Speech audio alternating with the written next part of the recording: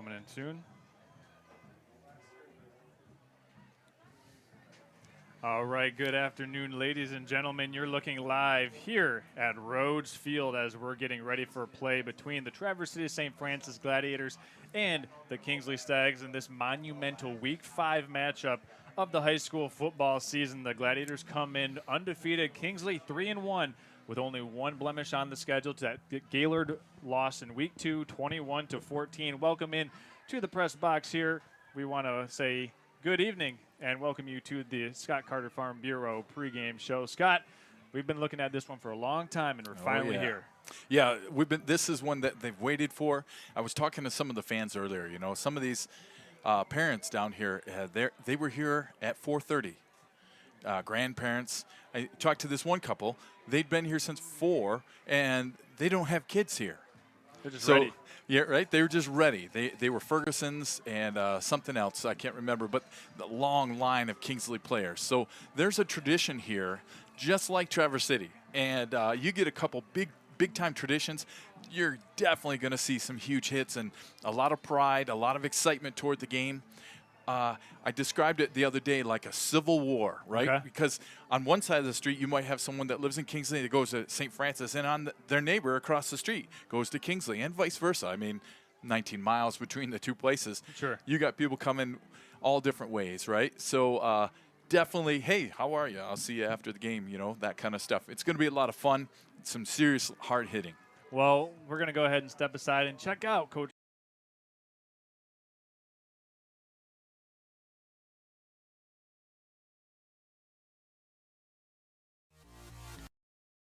In 2024, Farm Bureau Insurance had its fair share of over 50,000 car deer claims in Michigan, while the trip from TC to Kingsley is only about 19 miles. Tonight, there certainly will be some collisions. Gladiator stag collisions, that is. Coach Carter's Keys to Success, brought to you by Carter & Associates Agency, Farm Bureau Insurance of Michigan. It's Friday night. I don't know if you know what that means, but for me, that means football, high school football, Northern Michigan football. Two of the best in the North, St. Francis Gladiators and Kingsley Stags, just ready to come together and make some major collisions. These kids are all seeking one thing, and that's winning. And these programs exemplify one thing, and that's excellence. So here are the keys for success tonight. Number 1, TD. You would think that means touchdown, of course. Not in this case. Tucker Dreves. I watched the game against Boyne City last week. This young man is an athlete. He can run, he can pass then run. He can even run block. So if St. Francis wants to have any chance at all, they're going to want to contain TD. Number 2, blitz pickup. I watched the tape from last week. Kingsley was all over Boyne City with outside linebackers blitzing in, inside linebackers blitzing off the defensive tackle, the ends blitzing around, safeties coming in on blitzes. It kept Boyne City off their game. If St. Francis wants to have success, they're going to have to be looking for those and pick them up accordingly. Number 3, the big D. Now, you've heard me say, if you watch any of the broadcasts, I always say that defense wins games. But that's not what I'm talking about here. St. Francis football is discipline. Kingsley football is discipline. These are two well-coached programs. So it truly comes down to who makes the least amount of mistakes wins the game. Who is able to have the most discipline is likely to win this game. So, grab your bowl of popcorn, get ready to have some fun because this one is going to be great. Boys, play well, play clean, have a good game, and go get them. Let's play some football. This has been Coach Carter's Keys for Success.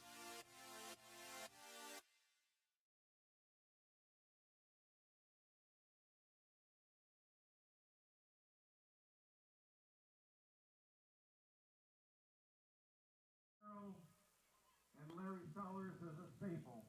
who will always be remembered.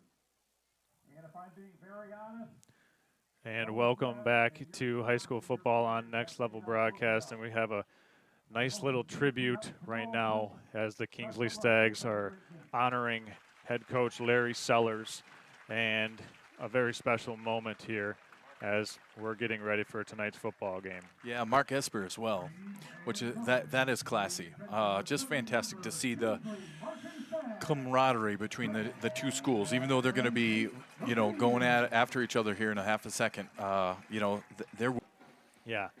So we're going to go and send it down to the Kingsley Marching Band as they take the field, and we'll get things officially underway with the Kingsley Fight Song National Anthem and our starting lineups right now. You're watching Gladiator football here on Next Level Broadcasting.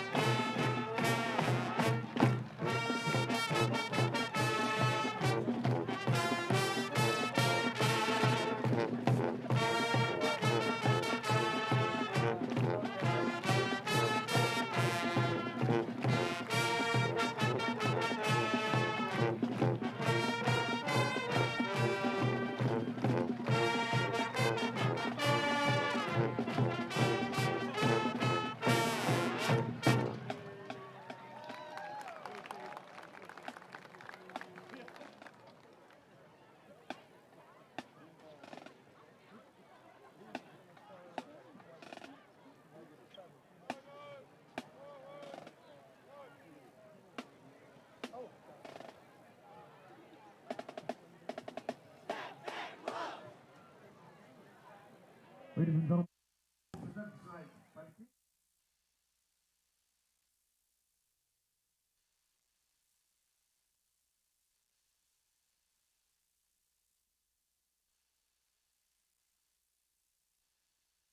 Corps flag carried by Alina Green.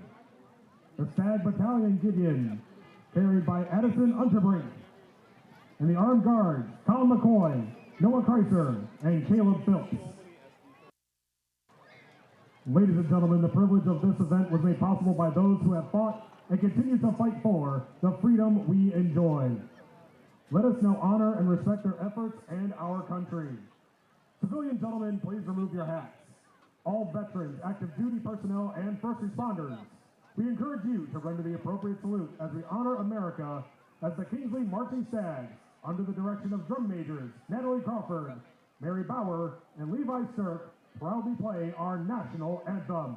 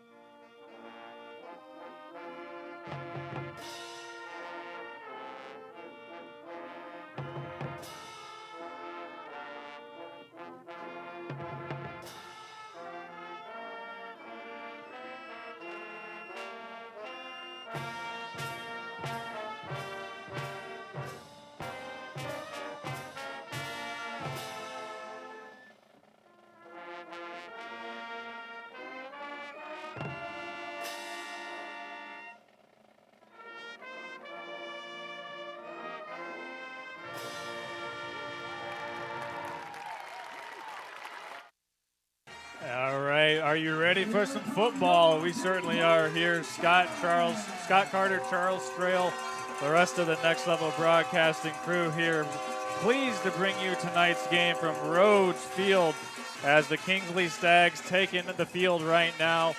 They'll be looking to make some great improvements to their schedule and bolster their 3-1 record, but standing in front of them are the undefeated Traverse City St. Francis Gladiators. And, well, Scott, this game, both teams circle coming in.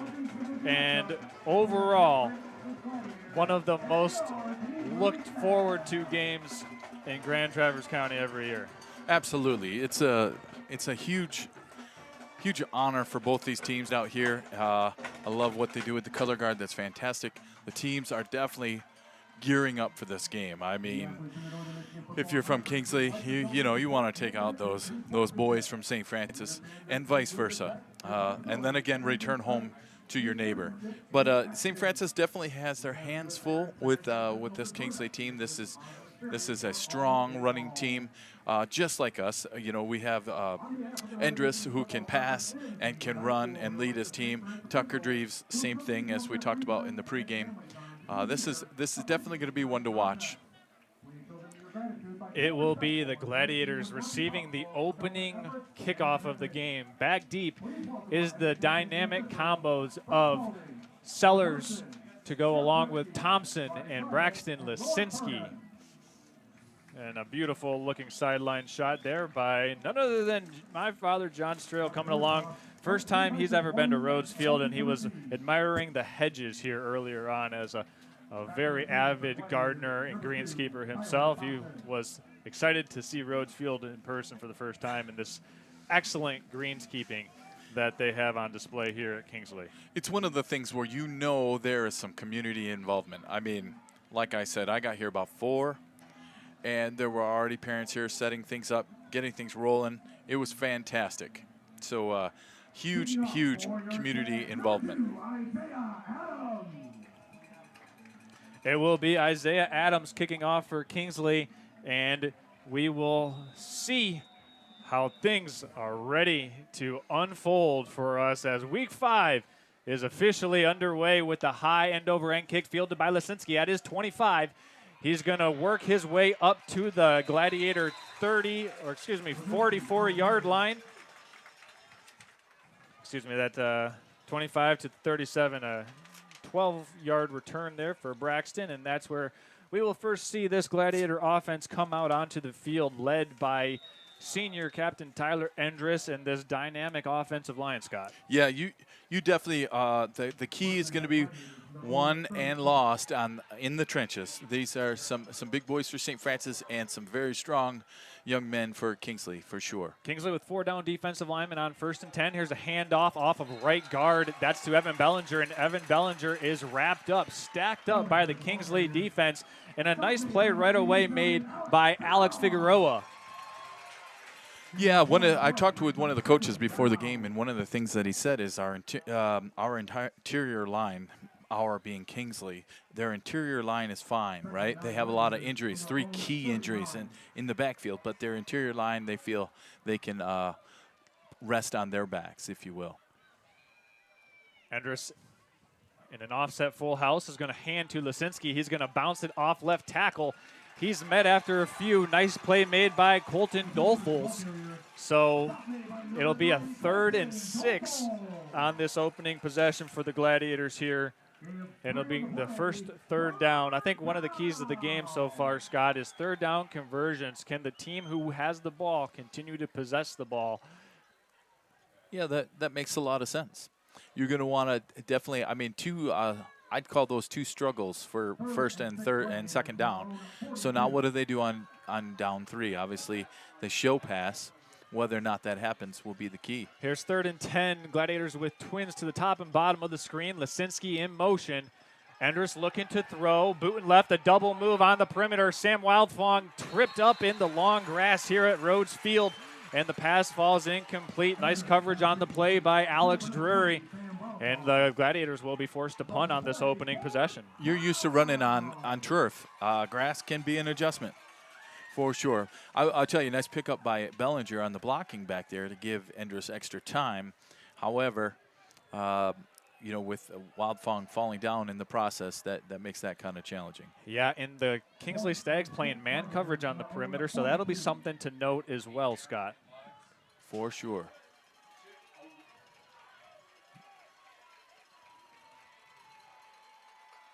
I was going to say, little pooch kick. Yep, Endres puts his left foot down into this one. It's going to bounce at the 15. It's going to roll, and it's going to check up inside the 5-yard line and down by Daisiak at the 4. Excellent play on special teams by this Gladiator group, and the Stags will take over deep within their own territory. Yeah, Daisiak at 5'9", 185, able to just scoot down there and, you know, get where he needed to be. Obviously, the effort put in on the side in the weight room all summer pays off. And, you know, him being a Sellers by bloodline, he had no choice but to make sure he got there.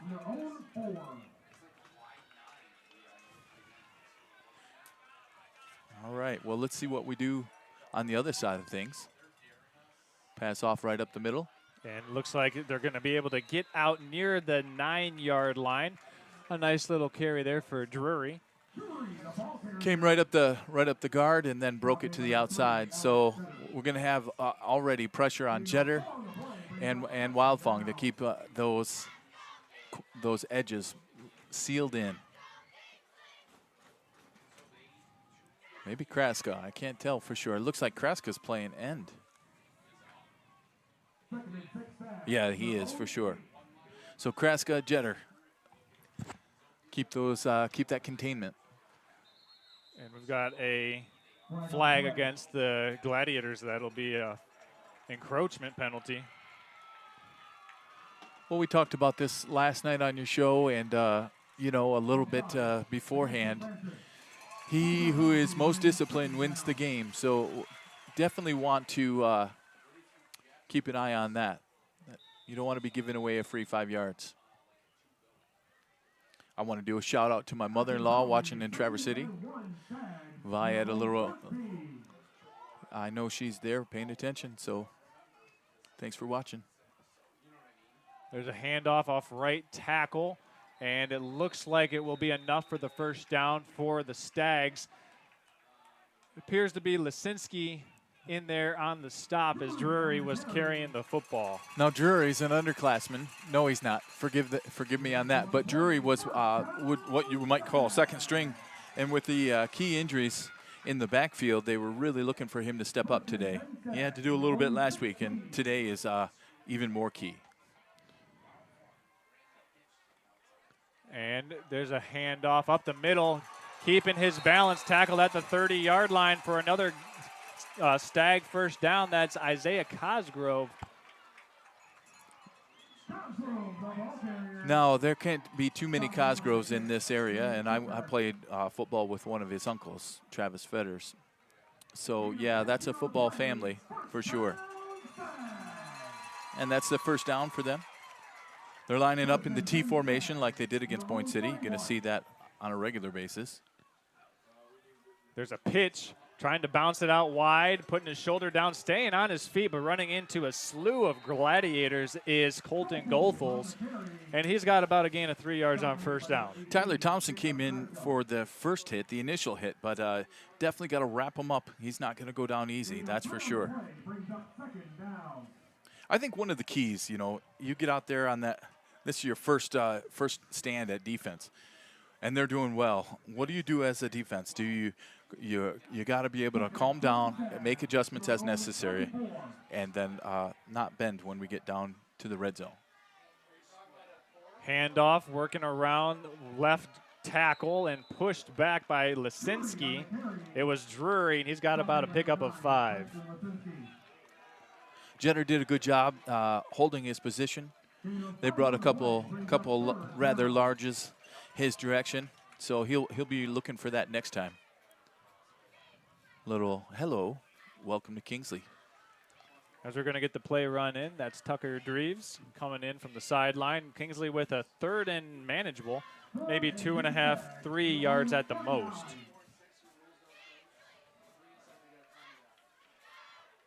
Maybe a hard count here, Scott.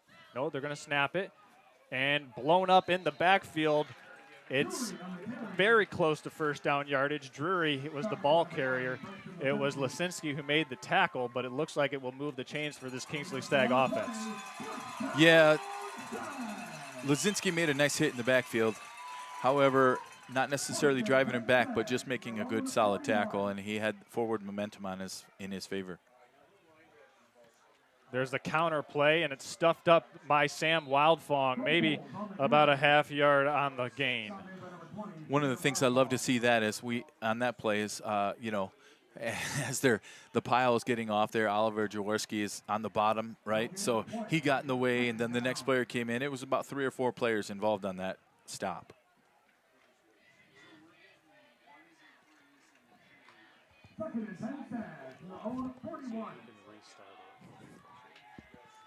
Here's 2nd and 9 for Kingsley.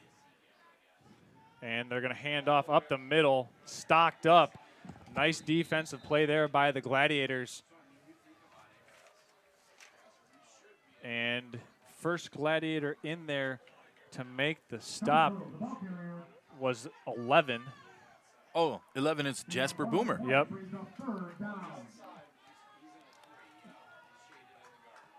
I had the opportunity to be the choir director at St. Francis High School for a while, and when I came in, Jasper's oldest brother was playing on the team at that point, Tristan.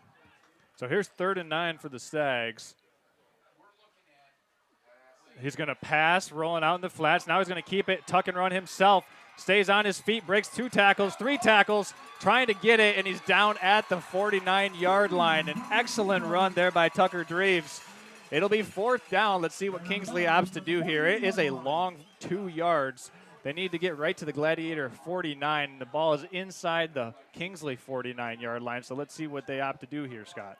Well, it'd be a gutsy go, but at the same time, anytime they've run the ball, they've gotten at least 3 yards. So here we go.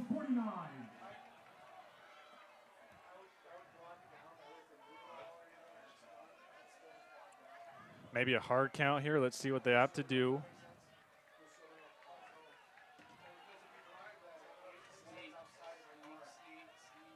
They snap it. Here's a handoff, and it looks like they've got enough for the first down. Kingsley converts, working off of left guard and tackle. Alex Drury, the man carrying the ball, did a lot there after first contact.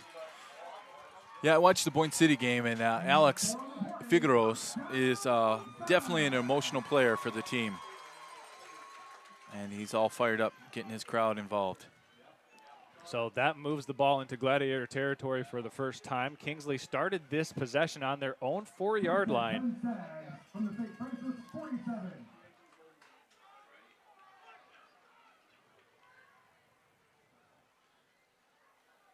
Keeper by the quarterback. Nice play made in open field by Tyler Thompson. It looks like Dreves will have about a 3-yard gain. Good discipline by Thompson there, Scott. Yeah, definitely. When it really comes down to it, no one's doing a highlight reel just yet. So the most important thing is making the tackle. Wrap up those feet. Whatever you got to do, tie his shoelaces together. Whatever you got to do to make that tackle. Nice job, Mr. Thompson. Shout out to Adam S., Traverse City, my old neighbor. Thanks for watching. And here's a keeper by Dreves again. He's going to turn it up and brought down by the ankles. Nice play made by Braxton Lisinski. We saw a lot of that against Boyne City last week, where he was either keeping it and running or handing it off and then lead blocker. So TD, he's definitely a stud. They're going to want to make sure they're keying on him, maybe even like the Lions did, throw a satellite player on him. We'll see if they make that adjustment. Here's 3rd down and 7. And it's a handoff up the middle, keeping the legs turning, eventually brought down by Sam Wildfong at the Gladiator 39-yard line is Drury. But here's another 4th down for Kingsley, and they went for it the first time, Scott. I'd imagine that they'll be going for it yet again. Well, if you have a lot of faith in your defense, you go ahead and you do that, right? And also you keep St. Francis off the field that way. So, maybe we're somehow related to Dan Campbell. And last time the Stags went on 2. So let's see if the Gladiator defense has a stand here on 4th and long 2. And it's a handoff, and picking his way off right tackle, moving the pile is Colton Goethals, and he's got enough for a first down. Yeah, I was Chet in the college level. Every time he can gain them at least 3. The way I see it, 3 times 4 is 12, so definitely plenty if you can get 3 every time. 1st and 10, they need to get just outside of the Gladiator 27 for the first down. Here's a counter play, and a nice play by the Gladiator defensive line to bring down Drury is Evan Bellinger, number 30. Yeah, so this is one of the keys I talked about in Coach Carter's keys, is those linebackers. They do a lot of stunts and motions and that sort of thing. So with the very same thing, that similar offense that they run, these linebackers have to be able to respond quickly to the blocking scheme they see in front of them. 1 minute and 20 seconds remaining in this opening quarter. It's been a fast-moving affair so far. Each team with only 1 possession, as DeReeves hands off up the middle to the fullback. Hurdling the line of scrimmage is Isaiah Cosgrove, and he's got a nice pickup on 2nd down, 3rd and manageable yet again for Kingsley. Yeah, he had some breakout plays against Point City. Cosgrove is also a stud.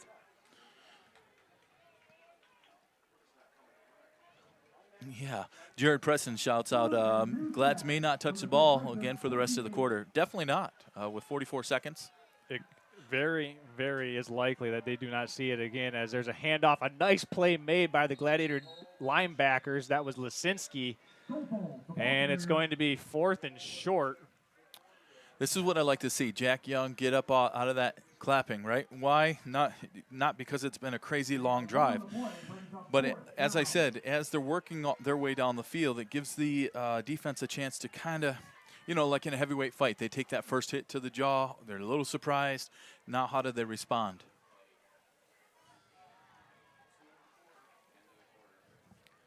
And they're going to let the clock run down, and we're going to get to the end of the first quarter.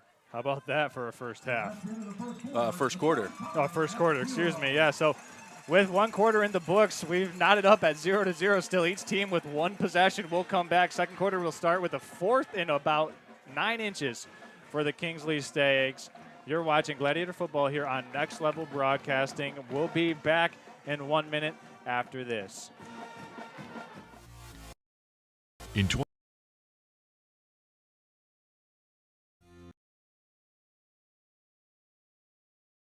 job, I was going to do it for 5 years, then get back to singing.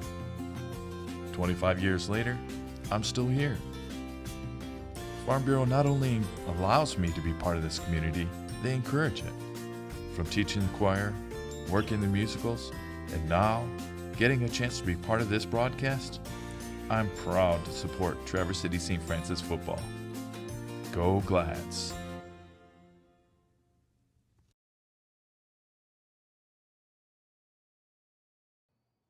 Hey, it's Troy with That's a Pizza. You're watching Gladiator football on Next Level Broadcasting.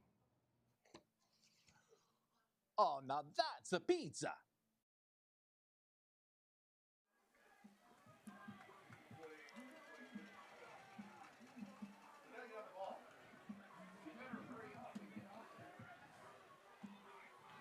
And welcome back in. It's officially the start of the second quarter. Let's go ahead and get this reloaded here, but we'll get our scoreboard and clock after this monumental play here. It's 4th and a short 1. Dreves under center, full house formation, is going to hand off. And it made me, involuntarily. Yeah, I'd love to see a good hit. Unfortunately, with nine inches to go, doesn't take a whole lot. So that hit, the only way you stop that is you get that hit in the backfield. But definitely want to see some more of that physical play.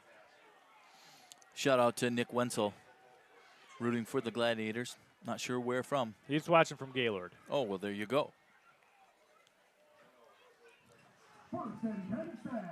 It'll be 1st and 10 for Kingsley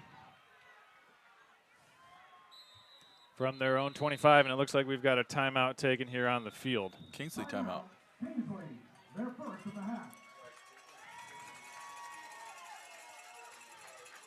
Timeout taken by Kingsley. This possession for Kingsley started on their own 6-yard line, believe it or not. Yeah, that's a drive. When you can eat up that clock, that's just a message to the other side, like, hello, we're going to take up the whole clock. And they're planning to score on St. Francis.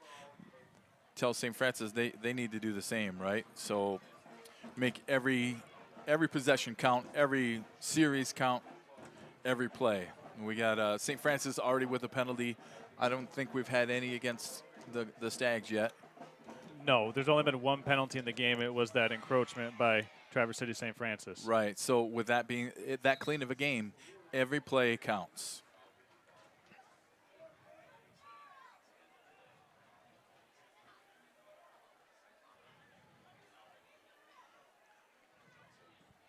Be interesting to see what adjustments Kingsley made in that timeout. I feel like the St. Francis defense has sturdied up a little bit at this possession. Yeah, it's definitely been like they're starting to figure out a little bit. Can they get Kingsley behind the chains, though? There's a handoff up the middle, and the ball's out. It's recovered by the Gladiators. Fumble scooped up by Traverse City St. Francis. Let's go ahead and take another look at that. Yeah, that's definitely going to be a key play. We don't have a signal. Why do we not have a signal? It was recovered by Scout Goldman. Coaches are saying we don't have a signal, but maybe they just didn't signal. Well, here's the play right here. Hit it. Boom. Looks like the ball was out. Yeah, so it definitely was. St. Francis up to the line already. Nice job, Scout.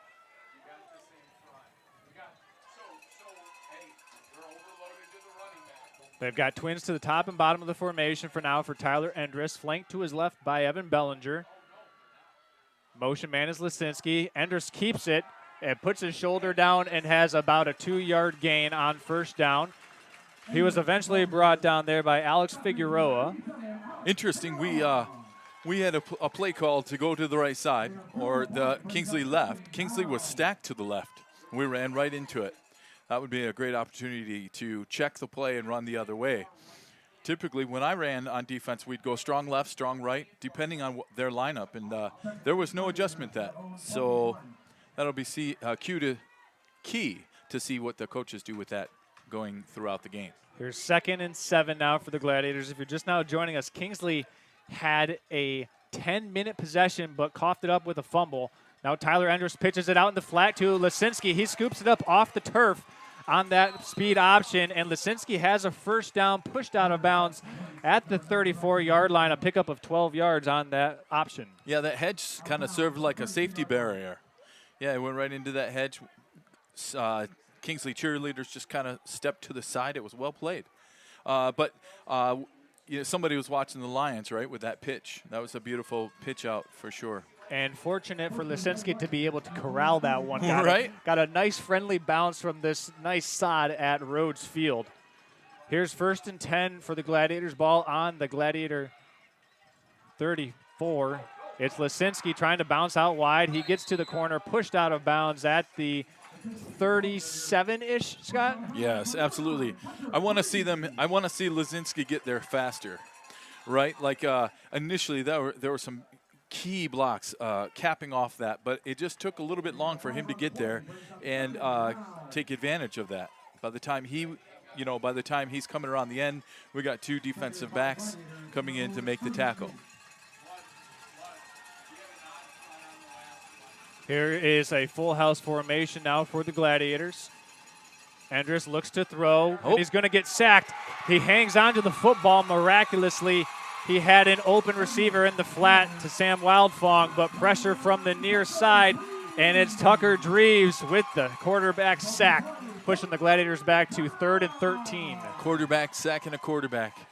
Yeah, definitely your backs have to see that coming. He had his back turned to him, so that makes it tough, but there were a couple in there that could have picked up that block.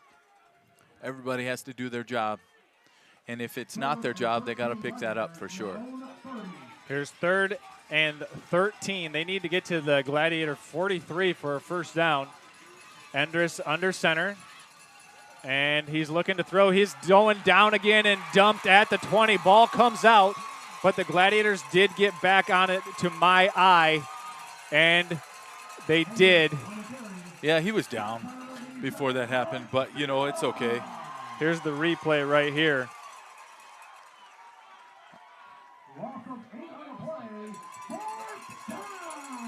Watch him come through that. Oh, see a blitz. Yep.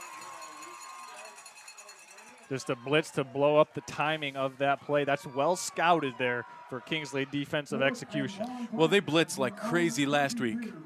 So St. Francis, you know, they're going to have to make sure they figure out a way to pick up the blitzes. They're going to come from the outside, the inside. Here's Sam Wildfong to punt it away. Dang, almost and blocked. It might have been blocked, but it's going to check up and bounce back toward the 42-yard line where it is eventually down by Lisinski. So the Stags will have good starting field position here when they take over from Gladiator 42. Coach, we're quite happy with that field position game there, right? Just like chess, moving the pieces where you want them to be. That's obviously a fantastic place to start since last time they went from their 2 all the way down until they coughed it up. There was no indication that they were going to have any issues with that until the ball was coughed up. So, yeah, this is a great situation for them. Now let's see how resilient the St. Francis Glads are going to be here.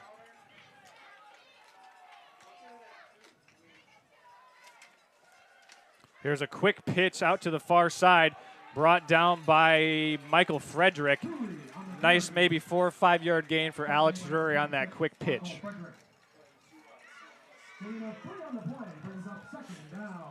Yeah, I have Frederick down as the nose guard. So if your nose guard is getting out there to make that tackle, he's hustling.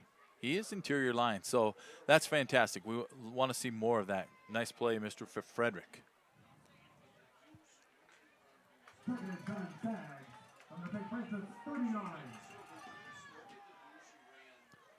Second and 8. Here's a handoff off right tackle. Keeping the legs churning, trying to fight for extra yardage was that Wild. It looked like it was Goethals. And Wildfong makes the stop. Yeah, I watched the defensive line get off the ball, win that one in the trenches. However, you know, that's when that next level has to come in and make that play. Hopefully be 4 or 5 yards. There's a handoff to Goethals once more, and it's very close to the first down. Far side official says short, but I think we're going to stop for an official measurement here, and they'll bring out the chain gang. Maybe. Nope. First down.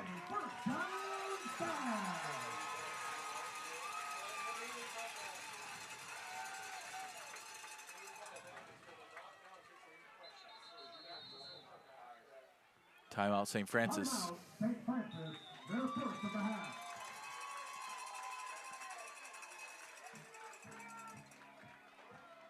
Yeah, Coach Sellers, pull them over to the side. Kind of clear their thoughts. Get them geared up. What are we missing? What are we hitting? He's obviously got coaches up in the box watching all of this. Make some suggestions. Give them a chance to just kind of break the momentum, if you will, and then get back out there and make a stop.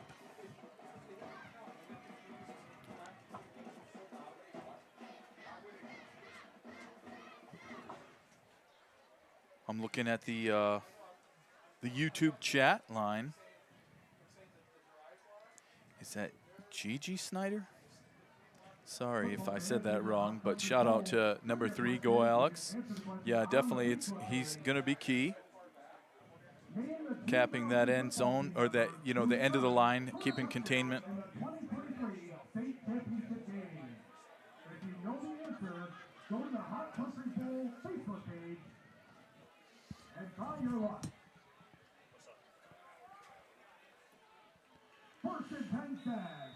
So 1st and 10 for the Stags coming off that timeout. See what adjustments the Gladiators made. Third one coming through. Still no contact till after the line of scrimmage. So it'll be awesome to see our defensive backs, or even the linebackers, get through that line to hit them in the backfield. You know, these running back injuries that that the Stags have suffered. You know, Gavin Lewis and Nolan Hodges, they're both out. But their next level is stepping up for sure. Back for a pass. Nice pass, quickly picked up by Tyler Thompson. That's what we want to see. 87, Alex Figueroa. And we do look like there is a Kingsley Stag slow to get up, Scott. So they have been dealing. They've been plagued with injuries. We're going to go ahead and take a quick commercial break. Do you like the outdoors? Do you like action, being part of a team, and big machines? At Team Elmer's, we're not just building roads and infrastructure, we're building dreams and communities. And as a 100% employee-owned company, we value every employee owner with a commitment to excellence and a culture where everything we do it with heart. Every day brings new opportunities for adventure. Apply now at teamelmers.com/careers. Back.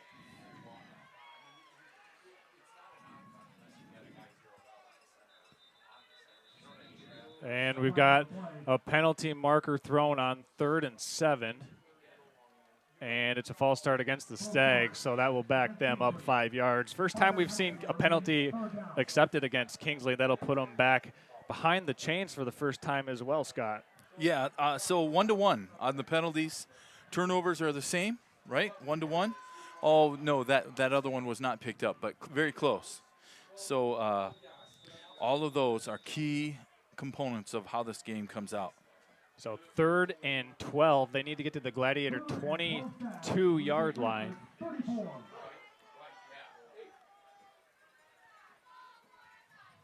And here's a handoff up the middle. Keeping the legs turning and getting a nice chunk of that yardage back is Isaiah Cosgrove. This will be a 4th and 5, Scott. Yeah, he just keeps his legs churning. Second back through, right? So when you're playing this offense, is it the first back, second back, third back? It doesn't allow your defense. I always loved, they'd say strong left, strong right. That's all I had to think about was my left hand or my right hand. Here you got to go, is it the first back, the second back, the third? And, that can get you quite hesitant until you get used to it. So this is 4th and 6 as they mark it. Dreves under center. He's going to look to pass. Got pressure in the backfield. It's incomplete. It was in there right away for the Gladiators was Jacob Kraska making a nice play. Let's go ahead and take another look at that one. So we got a delayed replay tonight, so we're making sure we're not missing anything here, Scott. Yeah, he's on the end, right? He comes off pretty much unblocked. Boom. Yep. The block was slow getting there. That was the thing. It was a pulling guard was supposed to pick him up as he came in. But Kraska I talked to his dad earlier, and he also plays hockey. So when he gets a chance to get in there and hit, man, he's checking that dude. So the Gladiators now with their 3rd possession here on offense. And they're going to hand this one off to Lisinski. He's got a nice corner and pushed out at the 36-yard line. It'll be a nice gain on first down, setting up a 2nd and short. Penalty markers down, though, and it's a holding against the Gladiators. This will move them back. Tucker Dreves on that hit to get him out of bounds. Number 9 on number 9. Forgive me for noticing that. Would you say that was some 9-on-9 war crime? Yeah, well, if we're in Germany, that's a lot of no. Okay. Yeah, jawohl. Es ist nicht sehr gut. They're going backwards. So it'll be 1st and 20. The ball is at the 19-yard line for the Gladiators. That is the 2nd accepted penalty against Traverse City St. Francis so far for a total of 15 penalty yards. 1 hold and 1 encroachment. Enders under center now. Full house backfield. He's going to hand off to Bellinger up the middle. He tries to get through 1 tackle but could not. Excellent job of pursuit by Colin McCoy down the defensive line as Bellinger gets 5 yards back. Bellinger's the kind of guy that'll run right through you or over you. Colin McCoy was smart to grab his feet, trip him up. That's all that matters is that you get the guy down. So nice play by him for sure. I'd love to see a little more of Bellinger. And the big question right now is, can the Gladiators block this offensive line? Can they get a good block so they can allow Endress time to pass? Has, 2nd and 15, you would say a passing situation, as with timeouts taken here by the Gladiator sideline to presumably talk over this critic of our sponsors tonight. We want to give a shout out to Team Elmer's. Established in 1956, Elmer's has been committed to building better communities one project at a time. And they're proud to be bringing you the Team Elmer's hardest working player of the game tonight, an award honoring group success due to an individual sacrifice.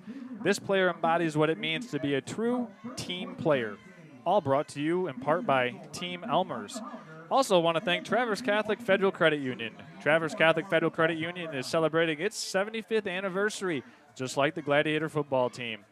And TCFCU is your all-in-one financial service provider, helping you invest in yourself and all those around you.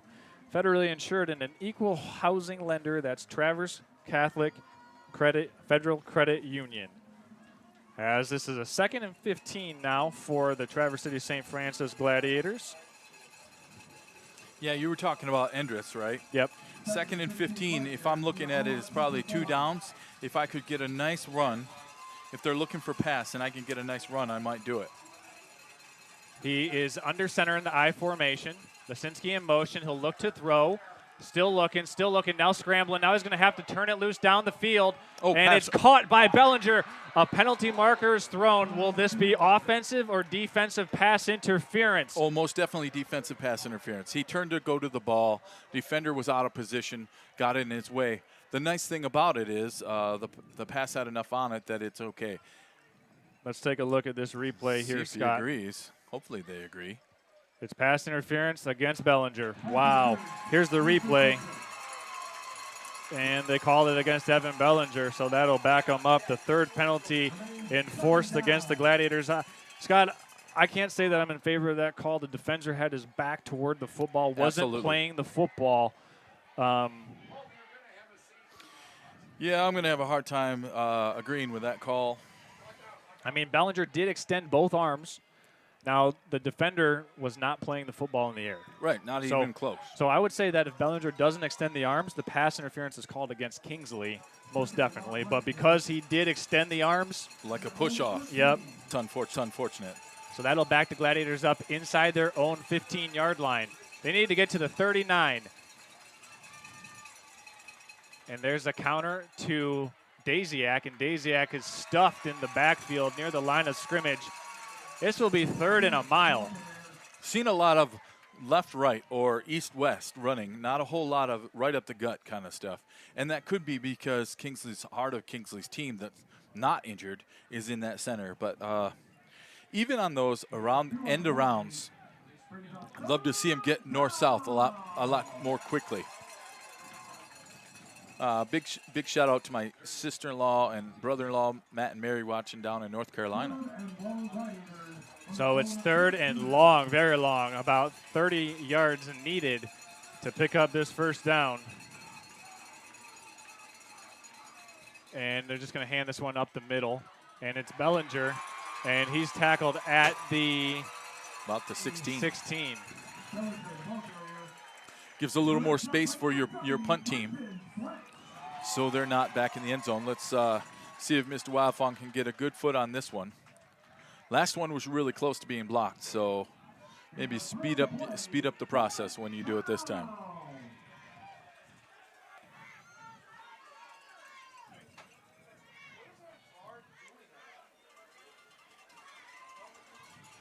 Wildfong back to send it away. Heads up. And this is a much better punt. It's going to bounce at the 45, fielded and picked up, still on his feet and tackled at the 44-yard line. A good hands fielding play by Isaiah Adams. And grabbed by Cooper Sellers. He was wheeling, got off his blocker, able to make that right in the middle of the field. Nice job, Cooper. So here we go, 45 in St. Francis territory. Once again, St. Francis defense called upon to respond, to be resilient. 2:17 left in the half. Love to see some pressure on that quarterback. Hard to do that, though, with this 1-2-3 back option. Full house set for Kingsley. They're going to hand this one off. Actually, it's a fake. He's got a man, but it's incomplete. Wide open, but unable to squeeze the pumpkin was Alex Drury. Actually, the pigskin, excuse me. I was going to say, you're saying pumpkin because of the color of their jerseys. That's not nice. Unless, well, hey, it actually, is approaching Halloween. Is Halloween. Yeah, so it is officially fall. Look there's some color over there for sure. I can it's starting see it. to come. Yeah, so zone defense apparently, and he was right in the middle of all three defenders. Yeah, that was quite fortuitous for the Gladiators there, because that could have been a nice reception and a backbreaker. A good call by Kingsley. They just weren't able to execute it. 2nd down and 10. There's a handoff now, and it's about a 2-yard pickup from our vantage point. Drury getting as much as he could there before brought down by Goldman. I tell you what, something I'm watching on that defensive line, they're rather than get blown out, they're going right to their knees. And I would love to see them be able to push the offensive line backwards rather than just drop. I mean, I get why they're doing it. You don't want them blowing out of there and making a huge hole. However, they're shooting straight across. So 3rd and 8 for Kingsley. 1 minute and 30 seconds left to go in this first half. Dreves under center. It's a handoff up the middle to the fullback. And it's a short gain for Isaiah Cosgrove. This will be 4th and a long 5, Scott. Yeah, this is what we needed. Now, oh, wow, we're bringing in Garrett Russell. I would imagine Kingsley is going to go with a hard count here. I do not foresee them running a play, Scott, because as it stands, Gladiators only with 1 timeout left. So you got to be wary of this hard count.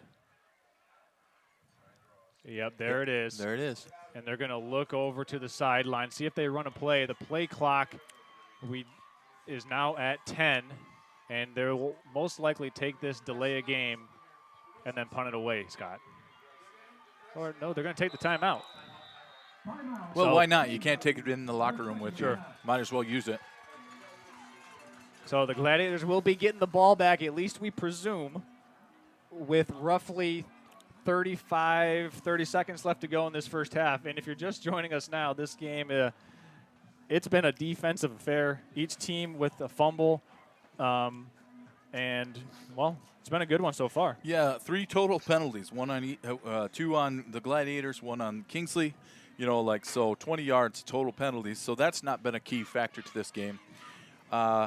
This is my kind of game. I play defensive interior line.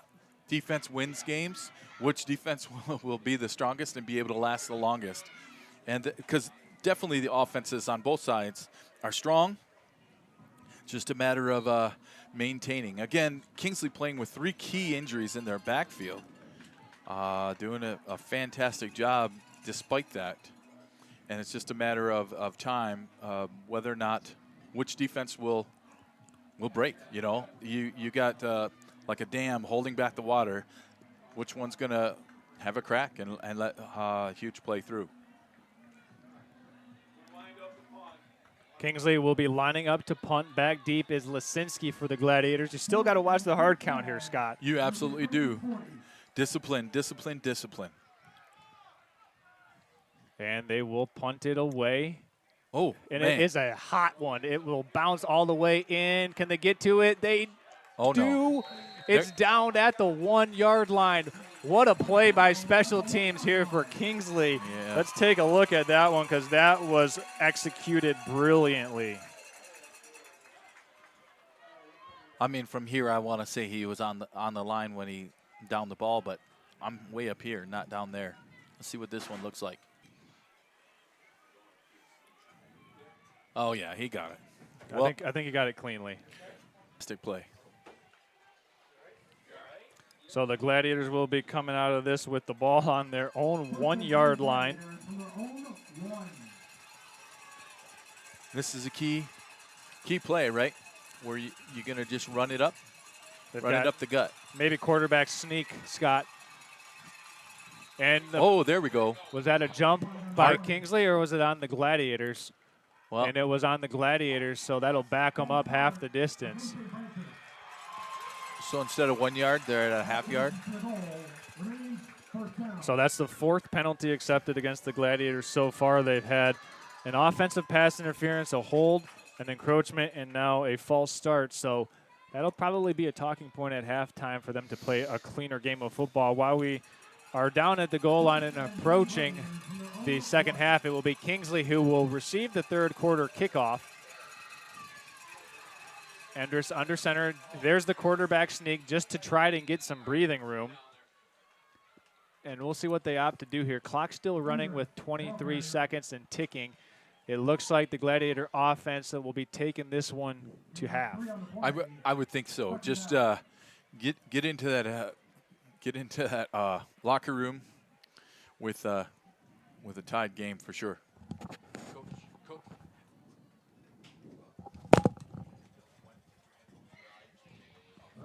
And that will do it here from the end of the first half from Rhodes Field. We're still knotted up at 0-0 as the Gladiators trot it off. We're going to go ahead and step aside here and make our way into halftime. You're watching Gladiator football on Next Level Broadcast. You like action, being part of a team, and big machines? At Team Elmer's, we're not just building roads and infrastructure, we're building dreams and communities. And as a 100% employee-owned company, we value every employee owner with a commitment to excellence and a culture where everything we do it with heart. Every day brings new Vendors.com/careers and to be part of something extraordinary.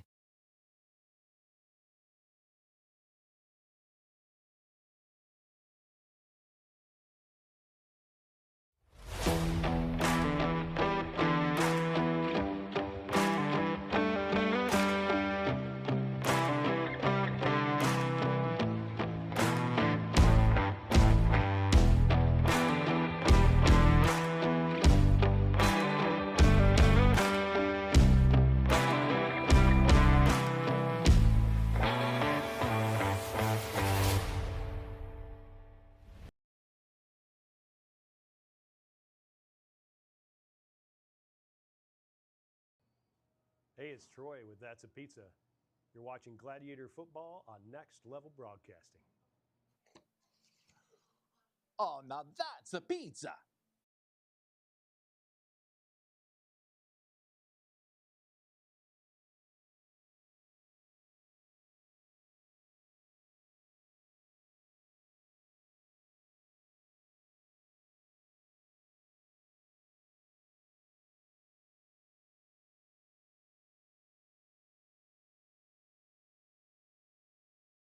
Do you like the outdoors? Do you like action, being part of a team, and big machines? At Team Elmer's, we're not just building roads and infrastructure, we're building dreams and communities. And as a 100% employee-owned company, we value every employee owner with a commitment to excellence and a culture where everything we do it with heart. Every day brings new opportunities for adventure. Apply now at teamelmers.com/careers and to be part of something extraordinary.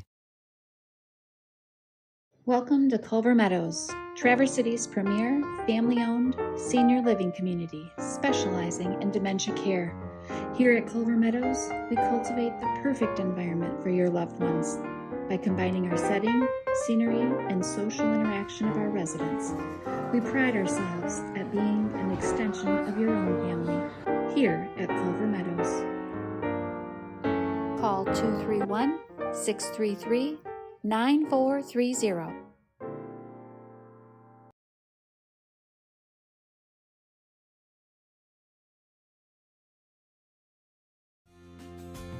When I applied for this job, I told them I was going to do it for 5 years, then get back to singing. 25 years later, I'm still here.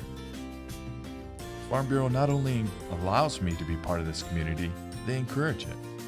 From teaching the choir, working the musicals, and now getting a chance to be part of this broadcast, I'm proud to support Traverse City St. Francis football. Go Glads! All right, guys, here's what we get.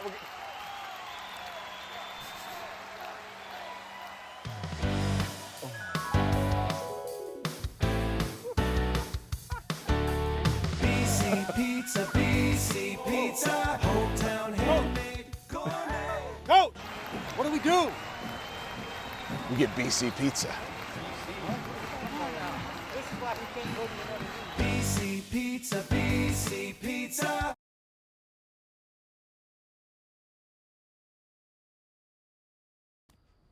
Today's game is brought to you by Redmond Automotive, Pop Excavating, Traverse City Cherry Capital Airport, Culver Meadows, Farm Bureau Insurance, Carter & Associates, BC Pizza,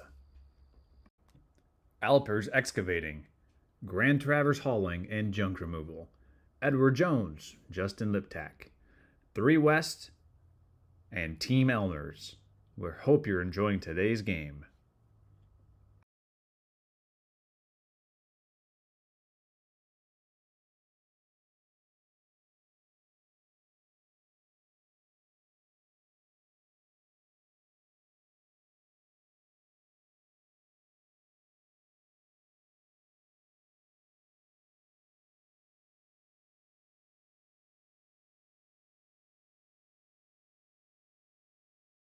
Discover Traverse Catholic Federal Credit Union in Traverse City.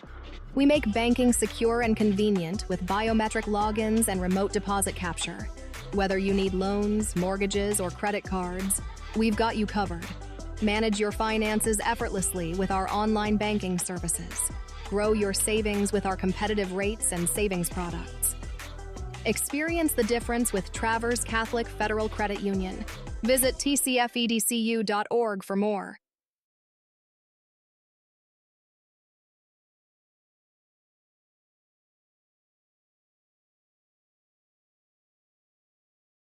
Do you like the outdoors? Do you like action, being part of a team, and big machines? At Team Elmers, we're not just building roads and infrastructure, we're building dreams and communities. And as a 100% employee-owned company, we value every employee owner with a commitment to excellence and a culture where everything we do it with heart. Every day brings new opportunities for adventure. Apply now at teamelmers.com/careers and to be part of something extraordinary.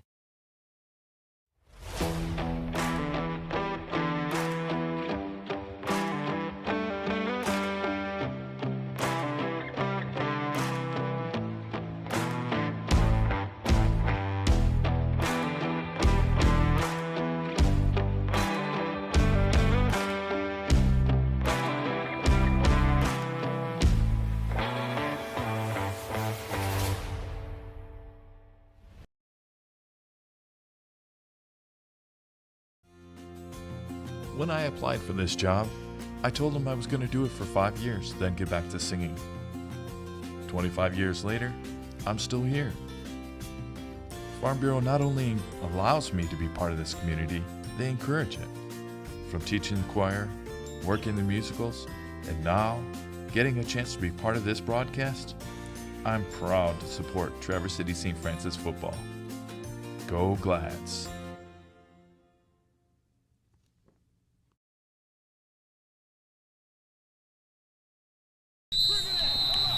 All right, guys, here's what we get.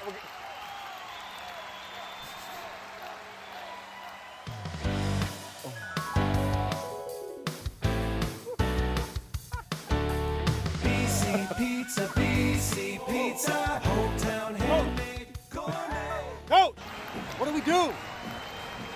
We get BC Pizza. BC Pizza, BC Pizza. Hey, it's Troy with That's a Pizza. You're watching Gladiator football on Next Level Broadcasting. Oh, now that's a pizza.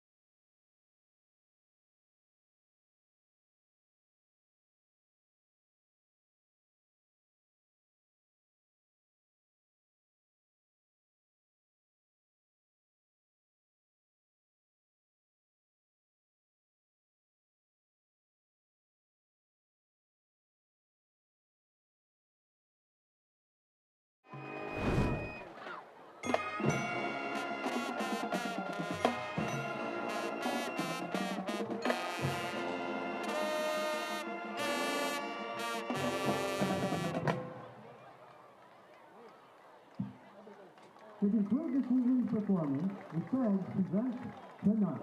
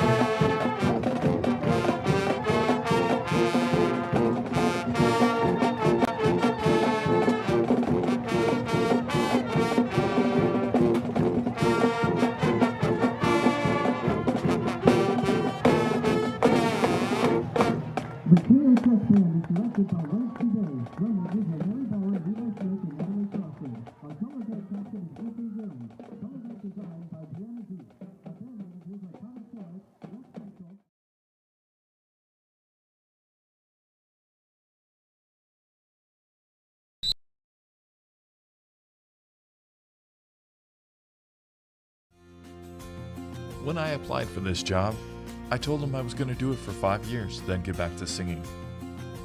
25 years later, I'm still here. Farm Bureau not only allows me to be part of this community, they encourage it. From teaching the choir, working the musicals, and now getting a chance to be part of this broadcast, I'm proud to support Traverse City St. Francis football. Go Glads! Discover Traverse Catholic Federal Credit Union in Traverse City. We make banking secure and convenient with biometric logins and remote deposit capture. Whether you need loans, mortgages, or credit cards, we've got you covered. Manage your finances effortlessly with our online banking services. Grow your savings with our competitive rates and savings products. Visit tcfedcu.org for more.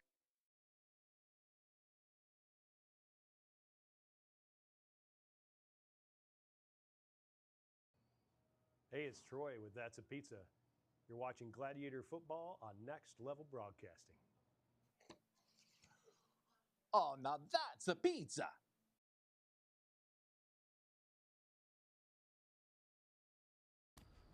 Today's game is brought to you by Redmond Automotive, Pop Excavating, Traverse City Cherry Capital Airport, Culver Meadows, Farm Bureau Insurance, Carter and Associates, BC Pizza.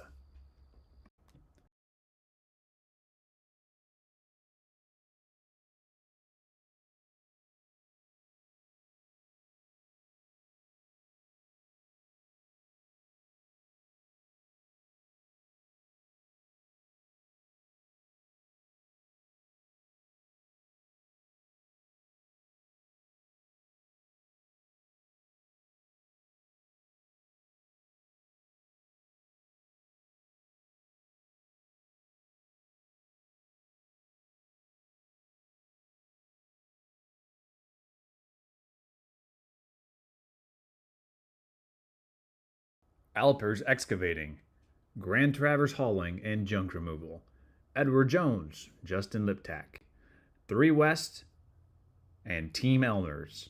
We hope you're enjoying today's game. Discover Traverse Catholic Federal Credit Union in Traverse City. We make banking secure and convenient with biometric logins and remote deposit capture. Whether you need loans, mortgages, or credit cards, we've got you covered. Manage your finances effortlessly with our online banking services.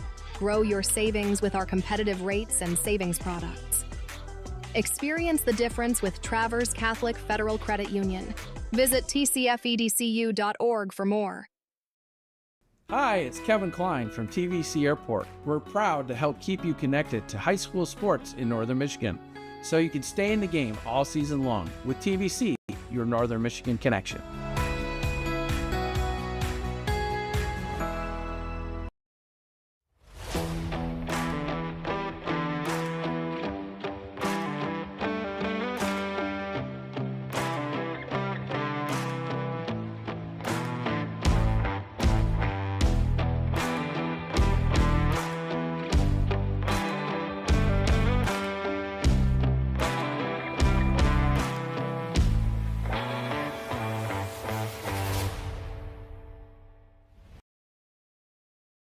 Do you like the outdoors? Do you like action, being part of a team, and big machines? At Team Elmers, we're not just building roads and infrastructure, we're building dreams and communities. And as a 100% employee-owned company, we value every employee owner with a commitment to excellence and a culture where everything we do it with heart. Every day brings new opportunities for adventure. Apply now at teamelmers.com/careers and be part of something extraordinary.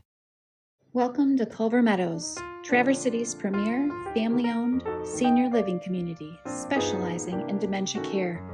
Here at Culver Meadows, we cultivate the perfect environment for your loved ones by combining our setting, scenery, and social interaction of our residents. We pride ourselves at being an extension of your own family here at Culver Meadows. Call 231-633-9430.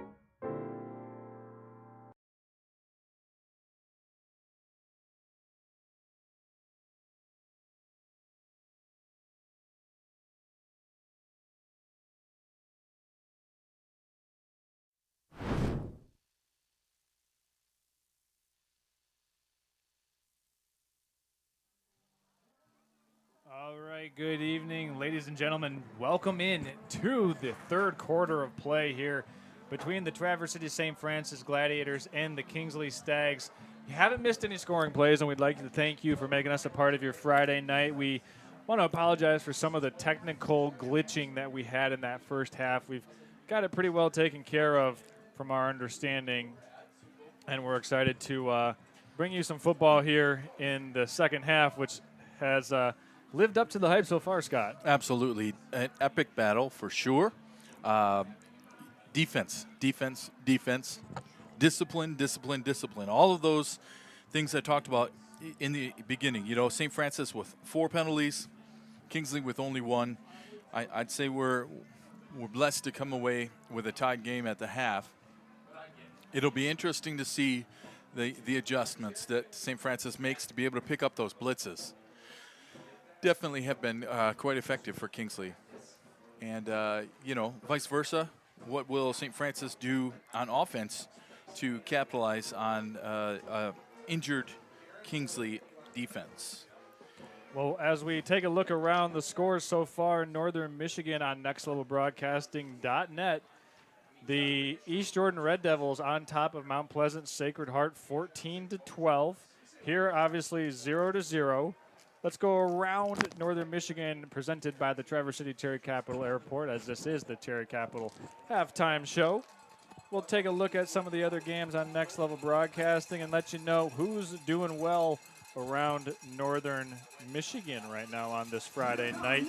Week 5 of the high school football season, as the Kingsley Stags coming back out onto the field. At, well, roughly in the, let's see, update from second quarter, Gaylord St. Mary on nextlevelbroadcasting.net is up 28-0 over the on-away Cardinals. And that's another look in.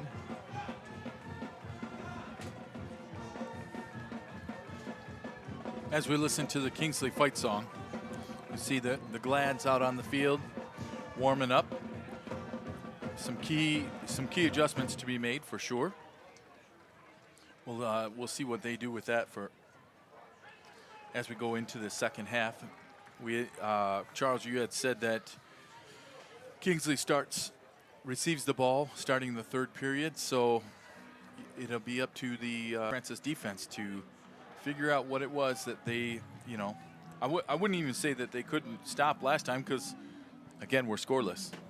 However, we want to make sure that they are able to keep things going. I want to thank everybody listening in. Gigi, I'm glad I got your name right.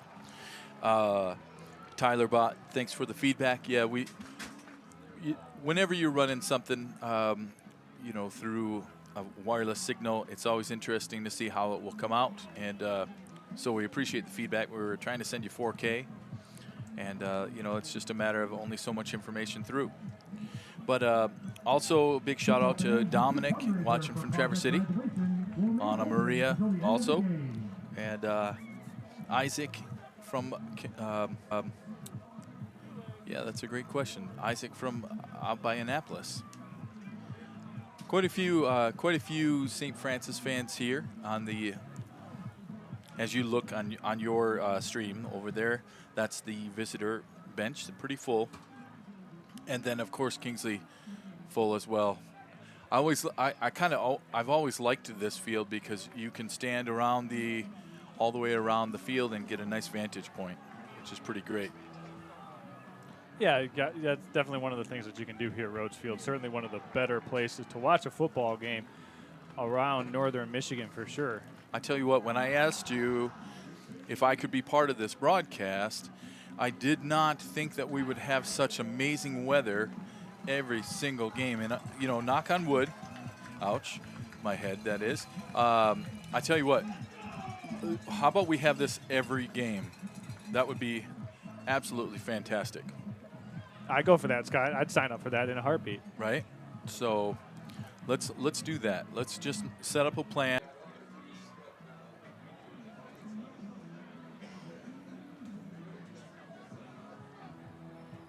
Lots of nerves on the sidelines. You can see the coaches. I don't know about the players. They look pretty focused and ready to go, but the coaches are pacing back and forth. So that's indicative for sure of of some nervous coaches. Yeah. I never coached beyond Pop Warner, but I tell you what, even at that level, so exciting to see. All you can do is train them, get them prepared, but then you can have the best game plan there is. You could be the most genius coach there is, but then it comes down to execution. The players have to buy into the plan that you've set up, and then they have to execute it. So coming into the second half, that will be the key to figure out if they're going to be able to execute. All right, let's put the ball in play. Gladiators kicking off for the first time tonight. Back deep for Kingsley. They'll have a trio, and the deepest man will be Colton Goethals, number 3. Shaded over to his right will be Isaiah Adams, and then over to the far side will be number 24, Eric Stark. Kicking duties for St. Francis have been delegated to Mr. Adam David. So that's great to be able to see some depth in kicking. We talked about him last week, kicking over the swing set. So I'm confident he's earned the position for sure. Oh, yeah. So let's see what he can do here. And he's going to send this one away, Adam David, and it's going to be fielded at the 10-yard line there by Adams. And Isaiah Adams is trying to cut it back across the field, and he cannot do so. Excellent coverage by the Gladiators coming out of halftime.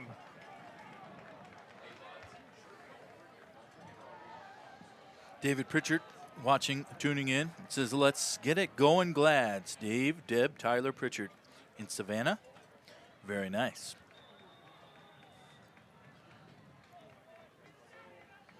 Yeah, the Pritchards have a long history of St. Francis studs playing on the team. So I'm sure they're screaming their heads off. Hopefully we continue to have a nice broadcast. There's a handoff and a penalty marker is thrown. This will be a hold against Kingsley. Gain of about 4 yards on the carry, but to our indication, this will be coming back against Kingsley. Jetter on the tackle. I think it's Gigi who's rooting for Jetter. So nice tackle by him. And it is a personal foul chop block against Kingsley. So that will push them way back behind the sticks, half the distance to the goal from the 10-yard line. Only truly a 5-yard penalty, Scott, but one that you would take there in this situation. Absolutely. I mean, not if you're the Kingsley coach. Right, but 5-yard penalty when it could have been, you know, well, true. 10, 15-yard penalty, as it is usually a 15-yard penalty. Now just half the distance. Chop block's a big deal. First and 10 stands in their own 6. Clock will start here. First down for Kingsley. They need to get to the 22, and there's a handoff up the middle into a scrum of defenders. It was Goethals who was carrying the football there, and it looked like he ran into Sam Wildfong for the Gladiators, in addition to Garrett Russell. Nice to see Big Garrett in there, keeping that line full, no holes, for sure.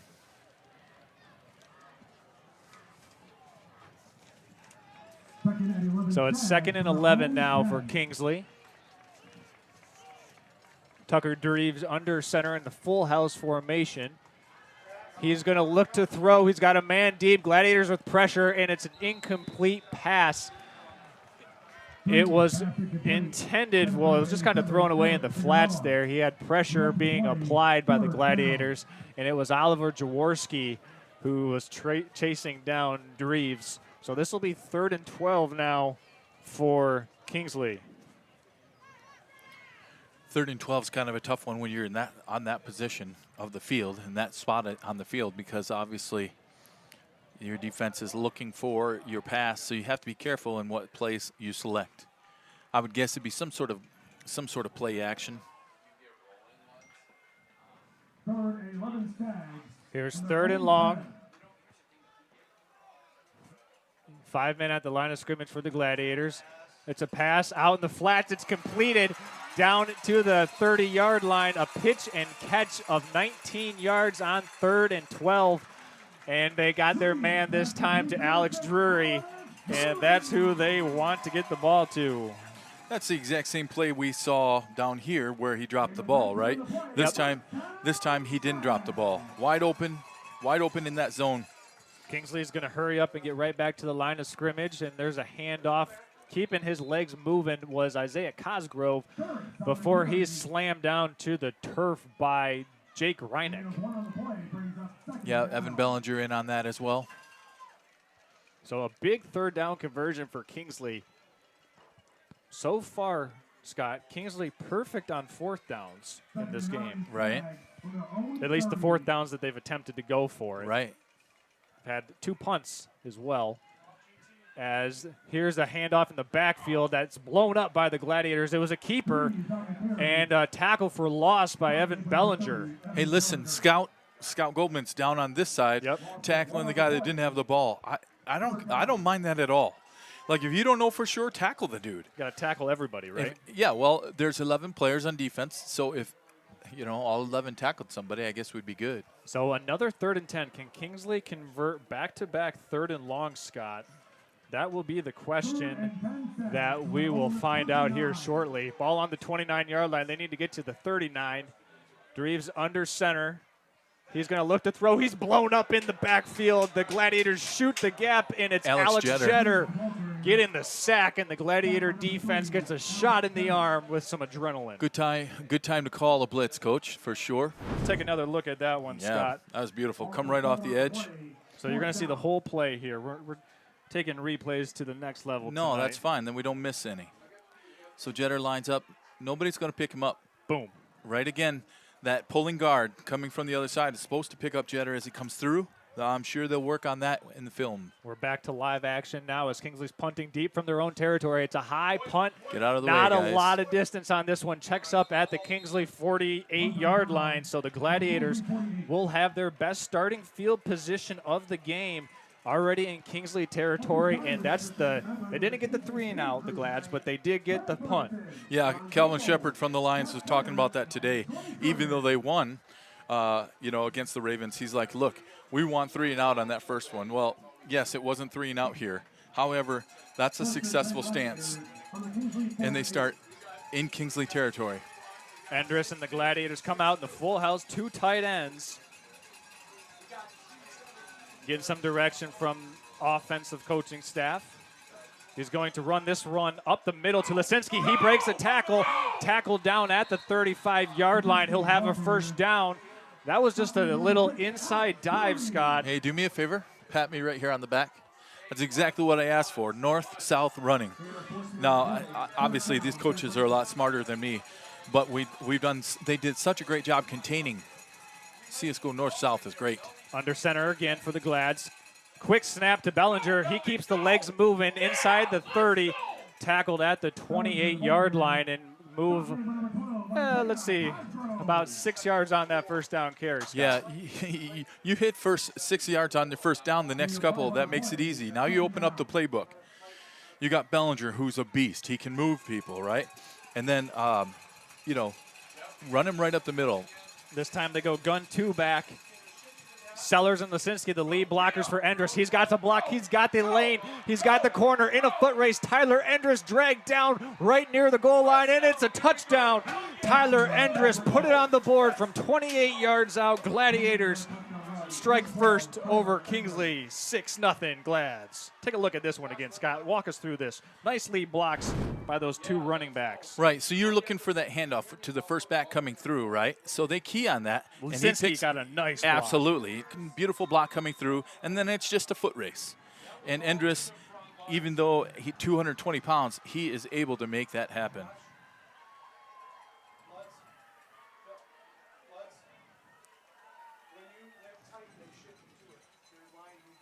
And Wildfong on to attempt the point after. Sellers to snap it. Daziak to hold it. Wildfong to kick it. And we got some movement along the defense of line. And now decision time here. Do you line up and go for 2 or just take the thing with Wildfong right now? I sure do. We do what? I go for it, right? Okay. They're gonna do that. They're gonna make that mistake, capitalize on it. But that's me. I take the field goal, or I take the point after. But it looks like they're bringing in the offensive unit. Tyler Endress will come back out. Gladiators pushing the pedal down to the floor as they get half the distance closer to this goal line for this 2-point attempt. Certainly joining us with some tension as we have some action here in the third quarter. We need sound effects like a drum roll here. Endress under center, full house formation. They're going to hand up the middle, working, keeping the legs turning, and he's in. And what an effort there by the Gladiators.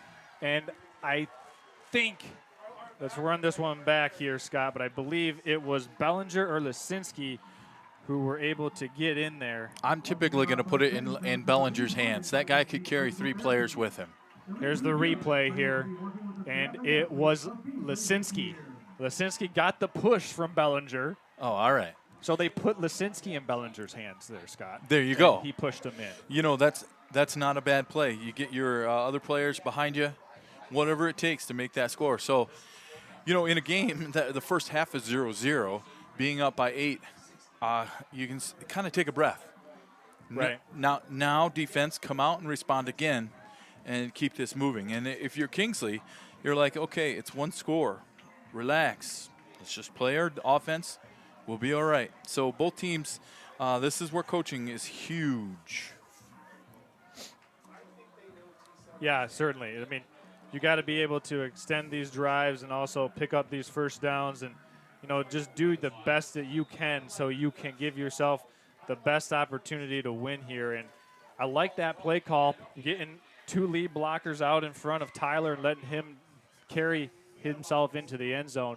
As the ball's still on the ground, Gladiators are trying to track down Isaiah Adams. Adams eventually slung down to the dirt by Lance Voss.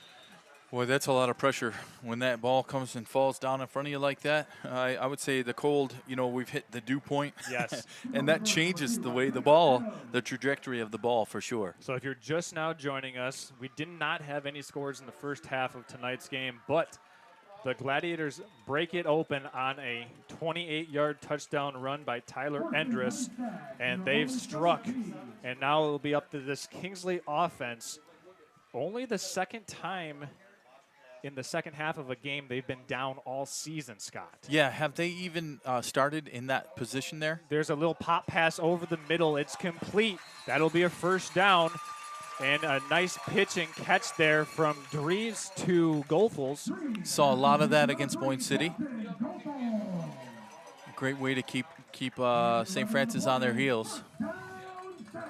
We got some shout-outs on the chat line here. Evan McGee, old Gladiator, not old, but a former Gladiator, saying, "Go Glads, go Pritchards." Here's 1st and 10 now from the Kingsley 28. Dreves under center, turning and handing up the middle, and there's a tackle made right near the 25-yard line. It was Scout Goldman who was able to eventually stop the process of Cosgrove, but a nice gain on 1st and 10. Yeah, here we go. We just talked about that. That's 1st and 6, right? Or 6 yards on first. That makes these next plays a lot easier. Dreves under center. Handoff off tackle. Gladiators were ready for it.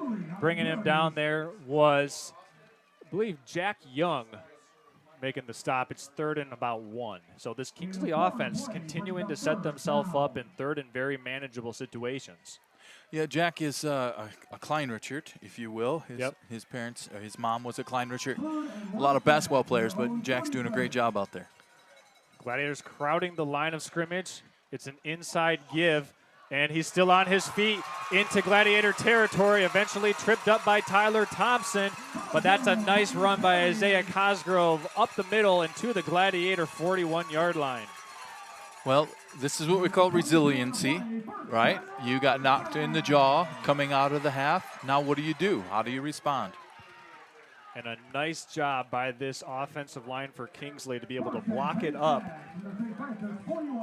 On their first possession of this half, they got behind the sticks, and then they coughed up a sack. Here's a keeper, and the Glads were ready for that one. Nice play on the defensive line.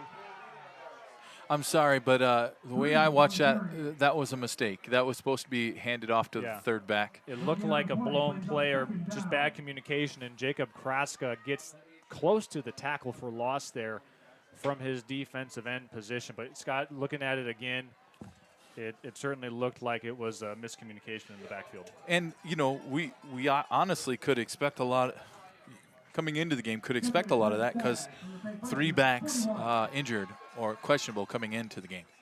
2nd and 10. There's a handoff to Cosgrove. He hurdles and is brought down after a 3 or 4 yard gain. 3rd and 7, let's call it. Scott, do you think the Stags keep it on the ground or go to the air? I think they keep it on the ground. It's working. So I like to see Tyler get up the field, be leaning forward when he makes that tackle. Otherwise, what happens is we get the opportunity for them to push a few more yards. So we need every inch we can here. Dreves under center. He's going to give it up the middle, and plunging his way forward for about 4 yards is Alex Drury. It'll be 4th and 2 now for Kingsley. A long 2 might have you. Yeah, if you're watching and you're into line play, which to me that's the pawns. Watch them drop down and how Kingsley answers. Oh, they jump. Oh, well, let's give them a free you one. can see that jump coming a long way away. The Gladiators were late to shuffle in some personnel. Garrett Russell was coming in from the sideline, and he was in a hurry, and the Stags went with the hard count, and they got Russell to bite, and that's a free 5 yards and a free first down for the Stags. Well, that'll keep this clock going. I tell you what, this quarter's going a lot faster than the first half did. Under 4 minutes to play now. Dreves once again under center, ball at the 27. He's going to do a pop pass again, and it's complete up the middle to Goethals. And Colton Goethals has the first down, tackled at the Gladiator 18. Same play. Worked last time, as long as, he's open. And that play's so hard to defend because it's a quick hitter. And Jacob Kraska, that defensive end, has to play the run, Scott. Absolutely. Yep, that's one almost where you bring your corner up. It's a little bit of scouting.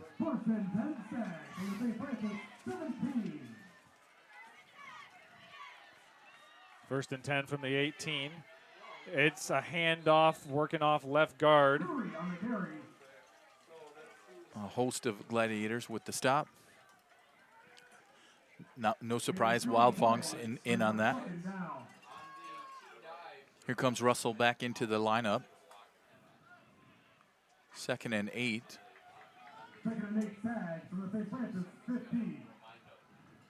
Quick handoff to Cosgrove, and Cosgrove is stacked up. He's still on his feet. The referees blow the play dead, as there were about 5 Gladiators right there, and Cosgrove still somehow stayed on his feet. But obviously on his feet, the refs blow the play dead, and no harm, no foul, but it will set up 3rd and 8. God gave each one of these defensive players 2 arms and 2 hands. Wrap him up.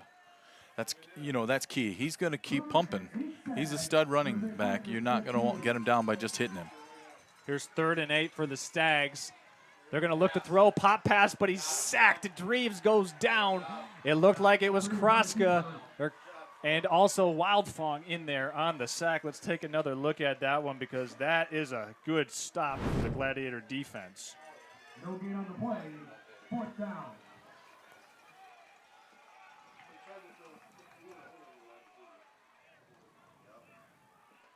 On this replay. Yep, right there. Jacob Kraska coming in, crashing hard, doing his job, and the Gladiators force a 4th down attempt.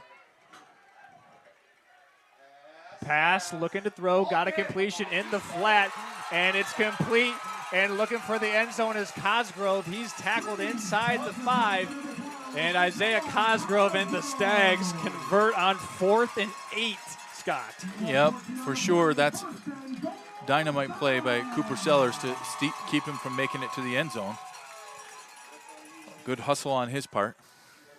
Wow, what a conversion on 4th and long. Well, you're sitting there. Maybe you have maybe you have a good kicker. Maybe you don't. But I'm playing those odds and going for it when I'm in that position on the field. So here is 1st and goal from the 2, and maybe even closer. They're going to line this one up, and it's a handoff off left guard, and it's in. Score it. Put it on the board for Alex Drury. Touchdown, Kingsley.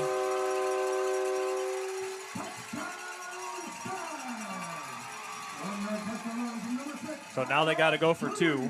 And here is where that 2-point conversion does make it a little dicey that the Gladiators got on that previous touchdown, Scott, because now Kingsley has to go for 2 to keep pace.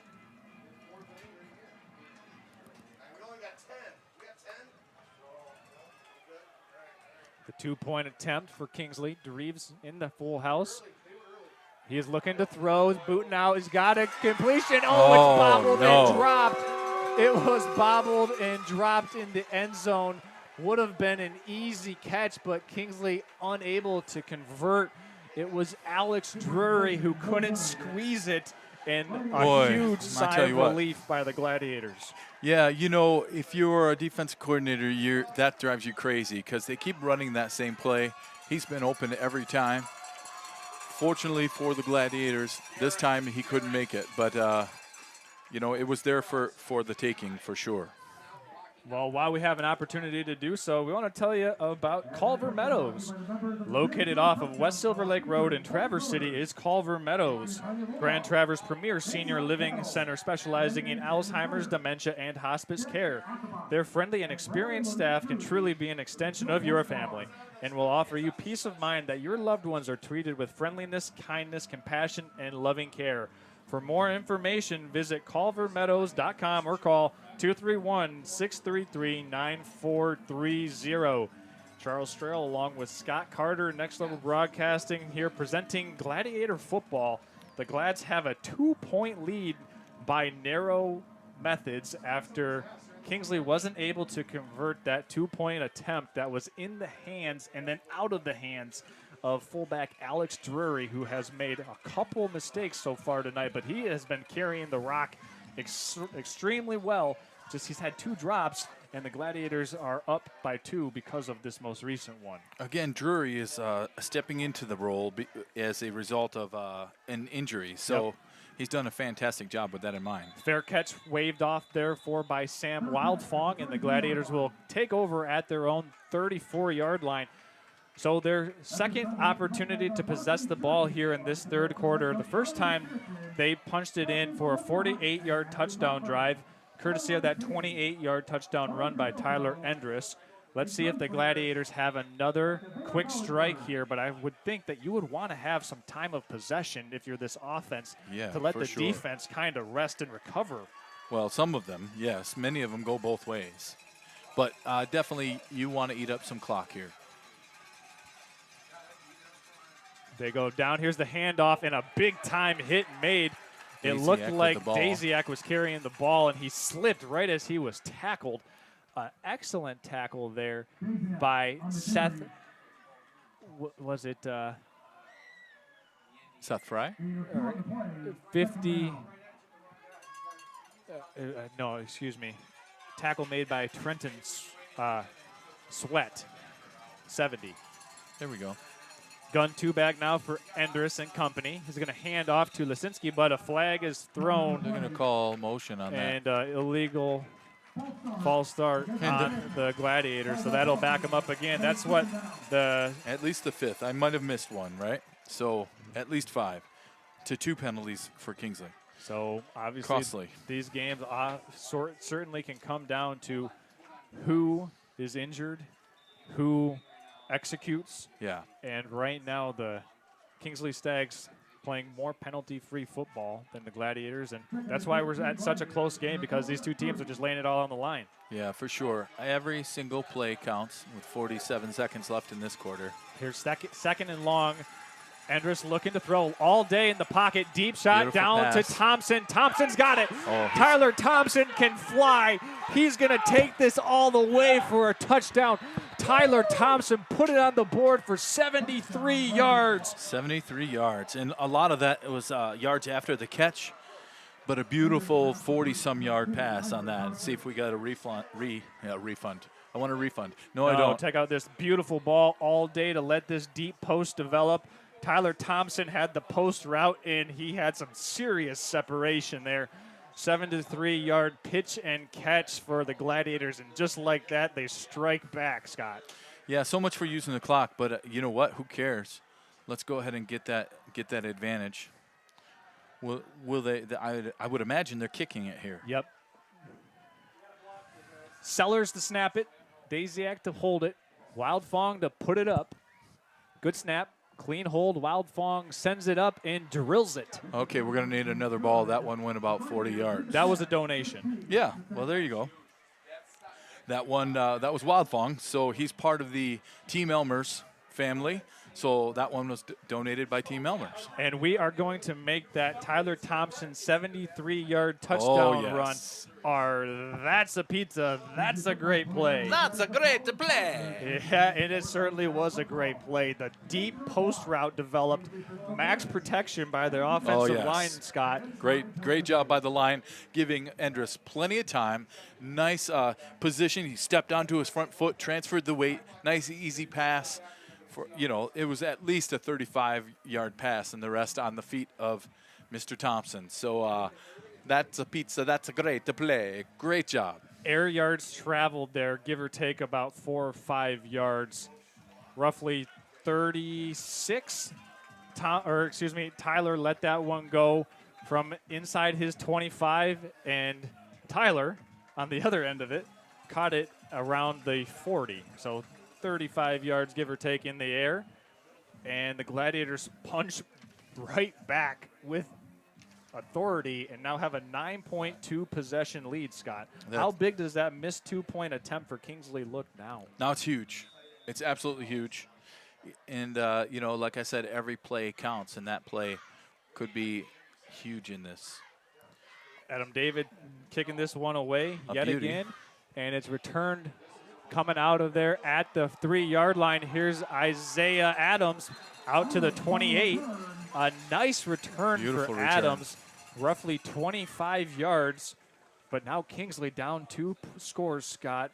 Do they have enough passing offense in the playbook to be able to make this comeback with 12 minutes and 26 seconds left to go in the game? All I have to say is St. Francis knows they're going to be passing. So what do they do to adjust their defense, right? Those 5-and-outs have been wide open, and of course that quick hit to the flag route. Yep. And here's a pitch to the running back, running off right tackle and eventually brought down after a 4-yard gain. Lazinski's first in on that one. Yep, it was first-time ball carrier Brody Ferris.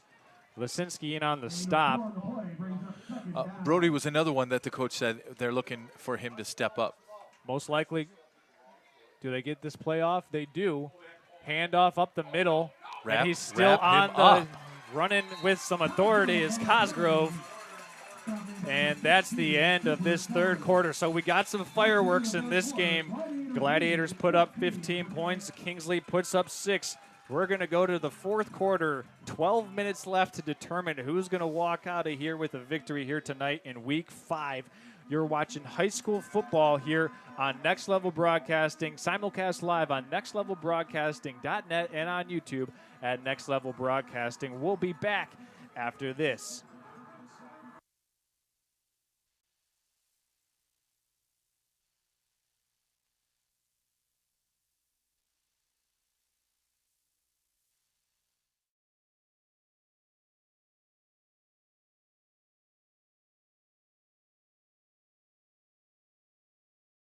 Welcome to Meadows, family-owned senior living community specializing in dementia care. Here at Culver Meadows, we cultivate the perfect environment for your loved ones by combining our setting, scenery, and social interaction of our residents. We pride ourselves at being an extension of your own family here at Culver Meadows.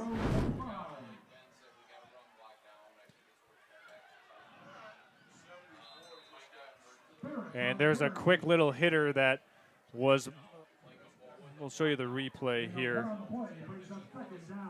Just a little pitch back. And fortunately picked up well by St. Francis, but here, take a look. Yeah, right there, you just see it, and the Gladiators did a good job of blocking that or just getting that one stopped. Back to live action. There's a pass out into the flat. It's caught. Breaking or unable to break the tackle by Bellinger is Alex Figueroa. But Figueroa has a nice gain on second down, roughly 8 yards on the catch. It'll be 3rd and 2. Yeah, he just simply, an end 5 and across. And he was wide open running across. So it was a nice easy pitch and catch for the old TD, as in Tucker Dreves. Not the touchdown. Don't worry if you're just listening. Let's see if the Stags want to put one up in the air a little bit further, deeper down into the flats. They're going to hand this one off up the middle. The Gladiators are ready for this one. I don't know if they got the first down, Scott. Depends on these gentlemen marking the ball. Looks like it's going to be a yard and a half short. I'd imagine that this is Alex Drury written all over it, Scott. Or Cosgrove. They've had a hard time stopping Cosgrove. He is just a beast in there. Here's 4th and 2 for Kingsley. The handoff in the backfield. That is, I believe, Cosgrove. Actually, that was Drury. Yeah. And he's got the first down. Cosgrove in there for the block. So let's see how quickly Kingsley wants to take this, because will they speed up their offense right now, down 2 scores in the fourth quarter, Scott? What do you think? I would think, yeah, you're going to be on it big time. Frederick back into the game. The nose guard, interior line. There's a handoff. Actually, it's quarterback. This is, keeper. yep, A nice job by Cooper Sellers of staying home in his cornerback position to eventually bring down Tucker Dreves, because that was a nice fake.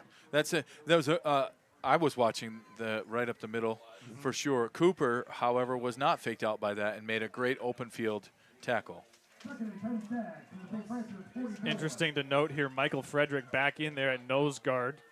5'8", 190, but he's sure plugging up a lot of those holes. Jetter trying to bring down the quarterback, and Dreves eventually goes down. The Gladiators have pressure in the backfield, and I believe the sack will officially get credited to Goldman. Oh, nice job, Scout. This is starting to look a little bit like a late Lions game if you watched it on Monday Night Football. Late in the game, they started figuring out how to get in there on him. So, nice play. What does Kingsley dial up here on 3rd and long? Maybe going with a hard count as they're showing it there. Gladiators do not bite. Okay. Getting some initials and signals over from the coaching staff here. Need those linebackers. Yep, is Dreves. Gladiators showing 5 men at the line of scrimmage. And it's a run up the middle. And moving his way near the 41-yard line is Isaiah Cosgrove. Jetter in on the tackle. So this will make it 4th and 6. You're obviously going for it right there. You're in. They're showing punt. Okay, well, discipline play here. Discipline play. We need them not to jump. Cooper almost left their receiver uncovered. Direct snap could be a pass. They'll most likely take this one all the way down, take a timeout, and that's exactly. Oh, that's awesome. I felt like coming up to that play, I felt like St. Francis was not ready for that play. And fortunately, Kingsley called the timeout to get him there. Well, while we've got a timeout on the field, we're going to keep it right here and tell you about Redmond Automotive.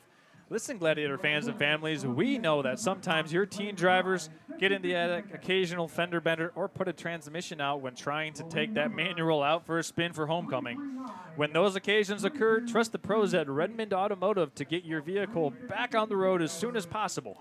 A full service and family owned and operated for over 35 years. That's Redmond Automotive. And we also want to give a little plug to you, Scott, at Carter and Associates Farm Bureau Agency, because it's fall, and that means it's deer season. It sure is. So if you smoke a deer with your car, what do you do? Hey, listen, here's the first thing I'm going to tell you. Never veer from the deer, okay? Hit your brakes, stop, try to stop, but don't veer, because you hit a deer, it's a comprehensive claim, okay? So that's your $100, $250 deductible. You swerve to miss that deer and hit a mailbox or a tree, that's an at-fault accident. You definitely don't want that going against you. No veer for the deer, and if you do get a deer, be sure to stop and get a police report. We don't want someone to claim you hit something other than a deer. There you go. Our insurance report presented by Scott at Carter and Associates Farm Bureau. Here's a handoff looking to roll to his right in the flats. It's swatted away by Evan Bellinger. An excellent defensive play made by the senior linebacker and fullback. The turnover on downs. Gladiators take over. Check out this play by Evan Bellinger. Love it. So here's this 4th and 6. So we know 4th and 6, as long as we get the guys up front to stop the run, we can then go ahead and drop back. And Bellinger sniffed that one out right away. Great play, Bellinger. Very heads up. He saw the guard dropping back in pass blocking and did exactly what he's supposed to do. You read that guard. He was right in the pocket of that offensive player. Gladiators take over. They're going to hand off to Lesinski. Lesinski's got a lot of room, slips through a tackle across midfield. Braxton Lesinski still on his feet, steps out of bounds at the 40-yard line. But a gain of 19 yards for the Gladiators on their first play. Check out this replay. I just want to point out this stiff arm by Lesinski. This is absolutely beautiful. If we have time, we'll get to it. He comes around the outside. They do a great job capping the line. So here he goes outside, and good night right there. Beautiful play, beautiful play. Nice job, sir. We want to see a little more of that. That's kind of like taking command. You feel like momentum is definitely swaying in the Gladiator way. There's 1st and 10 from the Kingsley 40. There's the counter. Gladiators got it. This is Sellers looking to keep the legs turning, and he's got about 8 yards on the carry. Nice run by Coop, spinning a little bit as he comes through, just doing whatever he has to do to make some advancement of that ball. Great job. Ball came out near the end of the play, but Sellers was down before the Stags recovered that football. So an opportunity right now, Scott, for the Glads to really deliver the knockout punch against Kingsley. Yeah, it would be nice for them to go ahead and make this, make this touchdown. Put some points on the board. That would definitely help. 7 minutes and 5 seconds remaining in this final quarter.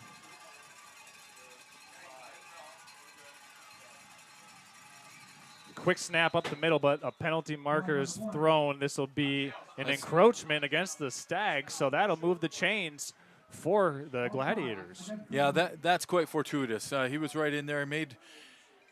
After the encroachment, made one of our guys jump. It was definitely a judgment call by the ref, and a good one. I'm glad to see it. Yeah, Adam chiming in from Traverse City says, I like the aggressiveness. Go for the 2. Yeah, for sure. That was a great call. And I think they have to keep the foot on the accelerator here and get down there and make the score. So 1st and 10 now from the 30-yard line. Tyler Endress looking over to the sideline. The Gladiators are taking this clock all the way down to 5 seconds. Sellers cuts it up, stiff-armed, and is down inside the 25-yard line for a gain of 5 yards on that first down handoff. Yep. And Colton in on that. No, that couldn't have been Colton because Colton was in on that one for sure. This is the GVSU candidate or commitment. Yep, Colton Goethals. Good job, Colton. 2nd and 5 now for the Gladiators.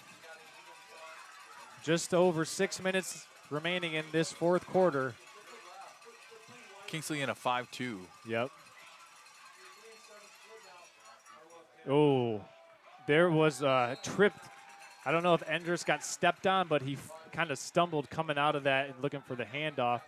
Fortunately, that Daziak was able to receive the handoff cleanly because you do not want a turnover right now when you're just trying to salt this game away. What else you don't want is to lose mental focus. We got a really early start on that left side of the line, and we don't want to be seeing any laundry on the field for that.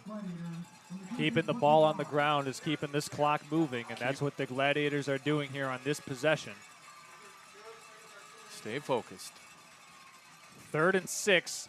Lisinski has it. Lisinski trying to slip through the tackle. He's tackled by his shoestrings, but he will have enough for the first down.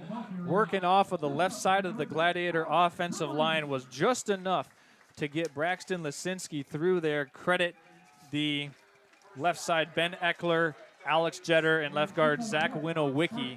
Yeah, that same side that I said needed to focus. They definitely focused and made a nice big hole over there. Great job. So clock stops while they move the chains, and then they roll it. So we're now on a rolling clock, 4:56. If you're just now joining us, this game was 0-0 at halftime. The Gladiator offense woke up in that 3rd quarter with a 73-yard touchdown pass to Tyler Thompson and a 28-yard touchdown run by Tyler Endress. It's the Tyler show. Yeah. Here's 1st and 10. Lisinski has it on the counter. A penalty marker is thrown in the area of holding. I think this one might get called on Alex Jetter there. Yeah. Trying to block on the far side of the offensive Looked like line. Kingsley went strong left, so they shade down on that. So what that basically means is they're automatically going to go from there. They're going to go to their left, and that put them right into a gap. And Jetter had no choice but to try and stop him. But just got caught doing it. That's the difference.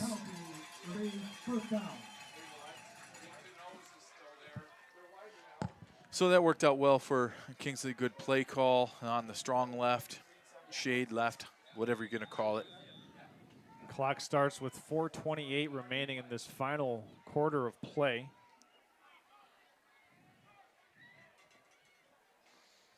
First and long Gladiators from the Kingsley 29.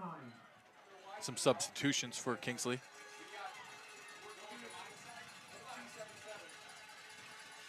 Daziak, the man in motion. He gets the handoff on this jet carry. He's got a convoy in front. Gets a block from his teammates Wildfong and Lisinski out in front. He's run out of bounds at the 14-yard line. I've hit the replay on this. I want you to look at 77, big old Garrett Russell in there. So not only does he take out his player, passes him on, and then he's down the field making a second block. Watch this play by Russell, 77. Boom. He's got his. Boom. Now he's down. That's the kind of stuff, that downfield blocking, which makes all the difference in the world. Would have been great to stay in bounds, but sometimes, you know, momentum takes you out. There's a handoff. Counter play for the Gladiators. That's Cooper Sellers, who was tripped up near the 10-yard line. It'll be third and about a yard and a half. Yep, they officially have 3rd and 2 on the board. But, yeah, yard and a half, 2, whichever. Hard to put a yard and a half up on the board, so that's why they went with 2 probably. Right. Yeah, okay. So what are we going to do here? I would put it in Endress's hands. Quarterback sneak. Run him right up the middle. I tell you what, they got Sellers, Bellinger, and Lisinski in this full house backfield behind Tyler Endress. And there's a handoff to Bellinger. Bellinger has got the first down, and he's at the 5-yard line. It almost looked as though he was so ready for contact. He dove. He dove, and contact didn't really happen. However, first down. First and goal for the Gladiators. A chance to really put the grip on this Kingsley team. First and goal, Gladiators from the 5. Yeah, I said Endress, and then I saw that Bellinger was in there. Right. Of course you go to Bellinger. Taking this clock down as far as they can, inside of 10 seconds on the play clock. Handoff to Sellers. He's going to bounce it out, trying to get to the goal line. He reaches for the pylon, and he's in. I was going to say he knocked over the pylon.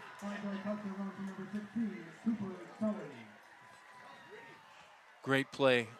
Seeing him do that rotation in there, that was fantastic.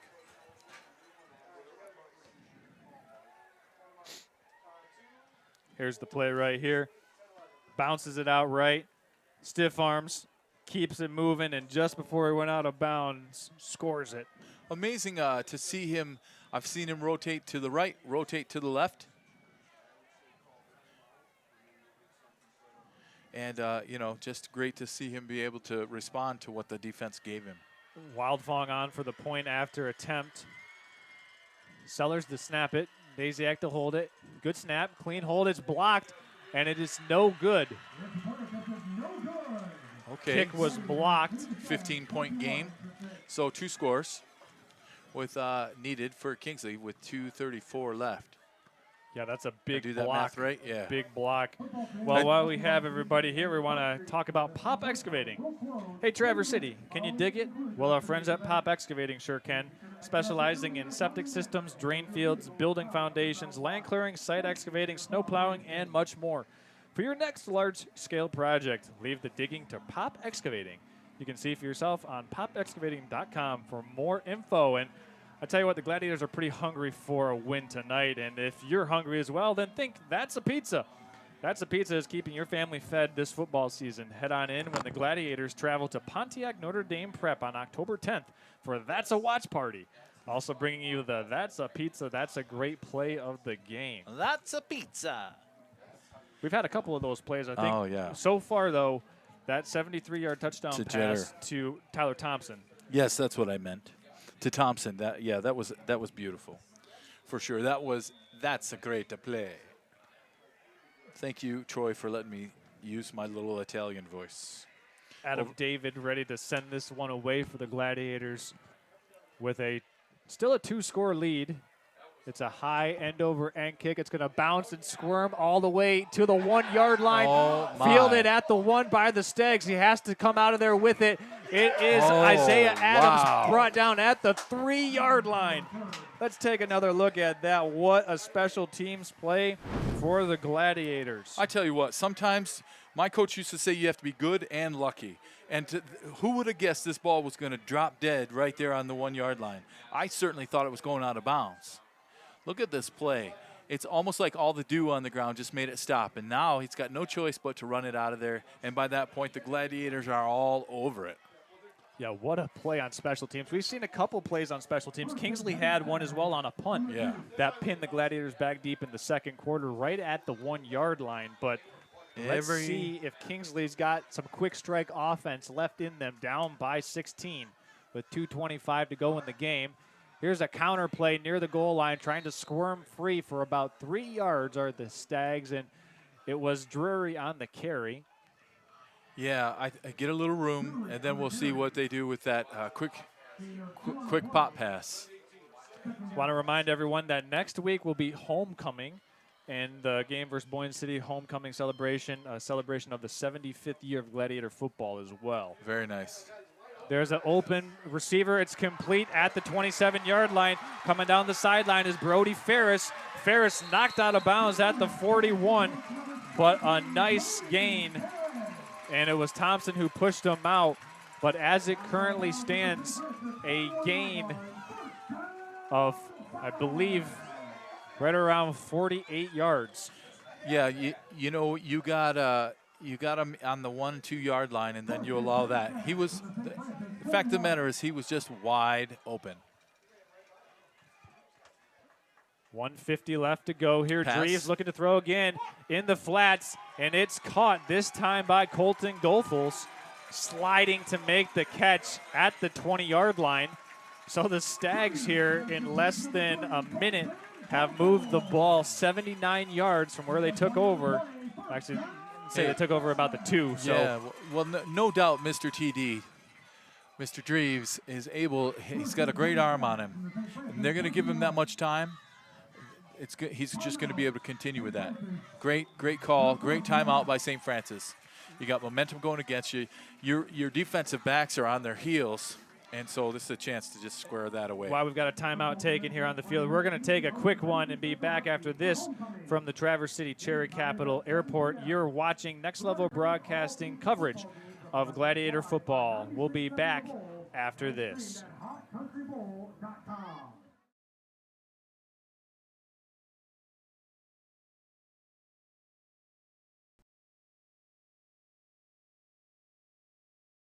Hi, it's Kevin Klein from TVC Airport. We're proud to help keep you connected to high school sports in Northern Michigan, so you can stay in the game all season long with TVC, your Northern Michigan connection.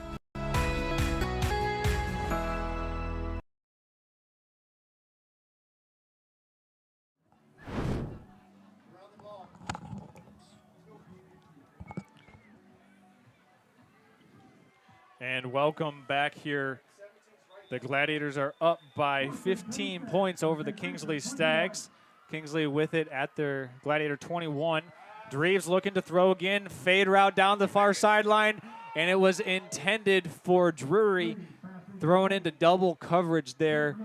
And it looked like Goldman and let's see who else was in on that stop. Goldman and Pfeifferich for the Gladiators in coverage. We'll reset the clock here because there are now 1 minute and 28 seconds remaining, as we had a little rounding error on our clock feature here, but this will be 2nd and 10.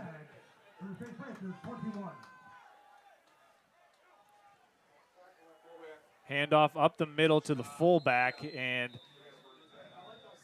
the Gladiators really swarmed to the football there. That was Isaiah Cosgrove on the carry.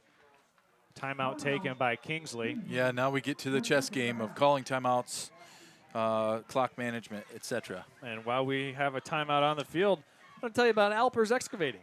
Alpers Excavating, they're a 4-generation St. Francis community family that is proud to support St. Francis Gladiator football for the 3rd consecutive season. Family owned and operated and proudly featuring services for residential, commercial, municipal, and land development. That is Alpers Excavating. And as this Gladiator air attack has been flying high in this second half, I want to give a shout out to the Traverse City Cherry Capital Airport. Hey, Traverse City Cherry Capital Airport can take you to the sun and sand this fall. Whether it's to the Florida beaches, Caribbean, or to hit the links in Phoenix, fly nonstop on Allegiant or with just one stop on American, Delta, United, to name a few air carriers that are here in Traverse City. And let's book that fall or winter vacation to 20 nonstop destinations served by all 7 airlines, including Avilo and Sun Country. And don't miss out. Seats are filling fast. Now is the time to book your 2025 fall vacation experience and getaway. Visit tvcairport.com for up-to-the-minute flight details so you can get away today via your Northern Michigan connection, TVC. Here's 3rd and 10 for Kingsley. Dreves looking to throw. Got a man deep on the corner. It's complete to Goethals, and Goethals has a touchdown for the Stags. So you're sitting there with a couple score lead. I mean, you don't have to panic here, but the thing that I can guarantee you, as we go back to the replay. Yep, here it is. Okay, you can guarantee they're going to be watching these plays. Nobody knows to go with him. There's no reason for him to be back there by himself. And so I would guess there's going to be nothing but pass defense practice this next week. I would concur. So this game gets a little interesting now as it's 21-12. Going for 2. Going for 2, and a pass out into the flat. It's good to Goethals once again, and now it's 21-14. Yeah, 1-score game now. 1-score game with 1 minute and 17 seconds left to go. It will come down to this onside kick. Kingsley does not have any timeouts left to go. So if they're able to recover this onside kick, then they'll get the ball back. So it really comes down to one play. Well, we just watched him move down the field in less than a minute, right? That pass has been open. I mean, I'd be switching over to man defense, and then there's no chance that they're going to cut into the zone. That zone was wide open, and just a miscommunication, 3 of them. One more chance while we have an opportunity to do so. Sky Media 45, hey, they were providing that gorgeous-looking drone shot last week at that game versus Grayling. And if you need to enhance your brand, Sky Media 45 combines excellent photography with post-production to create stunning video and image content. Showcase your community event or business with their expert aerial solutions. They're ready to fly for you. Visit skymedia45.com so you can get into the air and onto their schedule. Gladiators looking to stay unbeaten right now. The hands team on the field for the Glads. You would imagine that this will be a squib kick or onside kick or something of the sort, Scott. So you just got to be all hands alert and all hands on deck right now. I mean, I hate to be a broken record, but we've said it, and it's so crucial. Every play counts, and this is one that counts. And, you know, the pressure's on. So how do we defend against this onside kick? Yep. It's Figueroa to kick it for Kingsley. Ball on the 40. Let's see what they do. It's a pooch kick. Wildfong can't get it, and it's recovered by the Stags. There's a scrum for it at the 47-yard line. It went through the hands of Sam Wildfong, and Kingsley's got the ball. They recover the onside kick. Let's take another look here, Scott. I may need a break after that one. Oh, my. Great pooch kick. Ball squirts out of there, and I think it was Goethals who got on it. Yeah. Okay. So you got 1:13, no timeouts. I would guess you're going to defend against the sidelines. Obviously, St. Francis is going to take a timeout to regroup. Get your kids ready, get them mentally prepared. Hey, listen, you're still up on this. Now's the time to just take a deep breath. Yep. We're going to take a deep breath, too, and step aside. We'll be back. You're watching Gladiator Football here on Next Level Broadcast.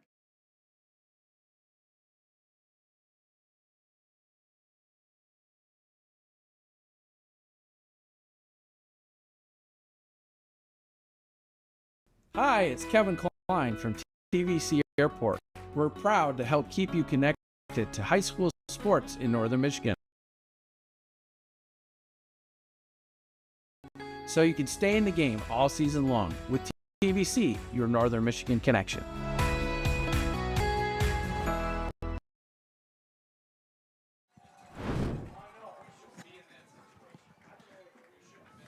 All right. Well, if you're just now joining us, The Kingsley Stags had to get the onside recovery. They did. They got the ball. It's positioned at the Gladiator 48-yard line. Here's the scenario. Kingsley has no timeouts. They're down by 7 with 1 minute and 13 seconds left to go in the game. A lot on the line here as Dreves goes under center. And he's going to look to throw. Got a man open downfield, and he's got it. Complete to Goethals, and he scores. What a throw by Dreves, and Goethals got it. Let's rerun that one because, wow, we got a lot of stuff going on right now in this football game, Scott. Woo! Yep, just released that guy, got behind our defender, and bobbled the ball, but was able to come through with it. You go for 2 here? Oh, yeah, for sure. Win the game. And a great catch by Goethals. Had to really extend out for that one. And he did just that. Yeah, we've not stopped him on that little pass yet. And they get the Gladiators to jump. And that's a free half the distance to the goal penalty. The Gladiator defense is really struggling right now to just maintain composure. Kingsley will go for 2. It's a 1-point game. What do they do here? I'm saying that this is a handoff. This has Alex Drury or Cosgrove written all over it right here, Scott. Yeah, this is where St. Francis just has to fortify that line. Maybe get into the backfield for a stop. Here come the Kingsley Stags looking to take the lead after being down by 15 points with just 2:30 to go in the game. Dreves looks over and he'll – hold on a second. Kingsley takes the timeout, but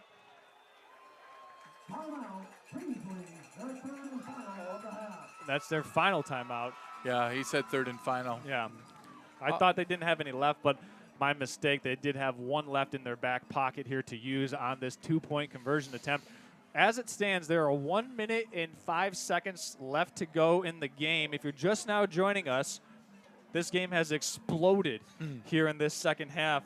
The Gladiators scored first with a 28-yard touchdown run to Tyler Endress. Then Kingsley answered back with a touchdown. Then a 73-yard touchdown to Tyler Thompson. But then just now, Kingsley has scored a touchdown to Colton Goethals twice. Yeah. Got the 2-point conversion, and now they're looking for the 2-point conversion to go up by 1 with 1 minute, 5 seconds left to go in the game. Gladiators with only 1 timeout left as well. What did they started that first one with like 4 minutes on the clock. 2:35. 2:35. Okay, so a quick hit, and then they come back and make the Gladiators. Here's the thing that I would be questioning about the Gladiators is Kingsley has to throw.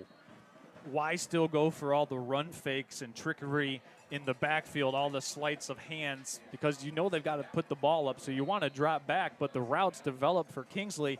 And credit to Tucker Dreves. Yeah. He was throwing some darts. Yeah, I said that coming in. Got to stop TD, Tucker Dreves, because he is a very talented player. Here we go. This is for Kingsley to take the lead. Dreves under center. He's going to turn and hand. It's to the Stags, and they don't get it. Oh, no. The Gladiators hold up, and the Stags don't get the 2-point conversion. Let's take another look at that one. What a stand. Whoa. Here's the whole play. Here's the whole sequence. They're going to look to try to get this one to their man, Colton Goethals, on the 2-point conversion. Watch this. Watch the left side of this defensive line. Just blow it up. They stacked up Goethals. Bear in mind that this was from the 1-yard line. Yeah, that is some team defense there. I'm going to need antacid after this. Wow, that is, you know what, I can't guarantee you. My wife, back in Traverse City watching this game with her mother, Vi, fortunately they're there. And I guarantee you there was a lot of Hail Marys prayed before that play. Wow, what an exciting turn of events. Now, obviously, with 105, we're going to see another onside kick. Yes, we will. Okay, so you're St. Francis. What do you do differently? I mean, you had a good receiver. You have your hands team out there.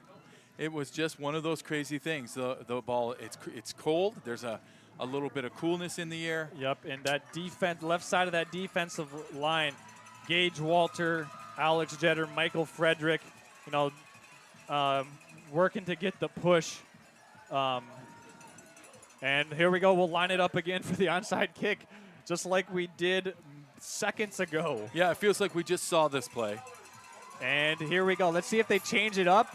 Gladiators hands team is on the field once again. Figueroa with the kick. He'll pooch it up. And it's fielded by the 75. lineman for the John David Gladiators. Carlson. John David Carlson, the center, coming up with the recovery. You know, he had nothing on his mind other than getting on that ball. Little Sellers bringing in the game ball. Yep. And this will be the best play in sports for the Traverse City St. Francis Gladiators. They'll take the victory formation knee as they narrowly escape here from Rhodes Field, presumably with a 21-20 win. Well, I've said it before, and I'll say it again. Coach Uli used to say you got to be good and lucky. And, you know, that was a great stand on the end zone. But I'm going to give a little bit to luck on this case as well. And credit to the Kingsley Stags for not giving up in this game. Oh. Down 15 points with 2 minutes and roughly 35 seconds left to go. They would put 14 points on the board since that point in time. And as the clock now hits 35 seconds, Kingsley did all of that scoring in less than a minute and a half. You know, I don't know how the whole playoff scenario will work out, but definitely this Kingsley team is talented, is great, with a great quarterback, Tucker Dreves. They're going to be into the playoffs for sure. And so I don't know, could we see them again? It's very possible, Scott. And I'm glad that you brought that up. As the teams shake hands at midfield, let's go ahead and just take a look at what the Snooze to You Mapitology has for us if the playoffs started today. That sounds exciting. What a heartbreaker for the St. Francis team. Say again? What a heartbreaker for the Kingsley Stags. Okay. Here is if the playoffs started today. In Division 6, you would have Traverse City St. Francis hosting Calumet, Kalkaska, Boyne City also making it. Kingsley would be the #1 seed in their own district. And what a game here tonight from Rhodes Field. 41 points scored in the second half. It was 0-0 at halftime, and then these offenses perked up and came to life. And what a game. Pretty amazing to see the support for their team. Look at this community out on the field to support their team. That's pretty fantastic.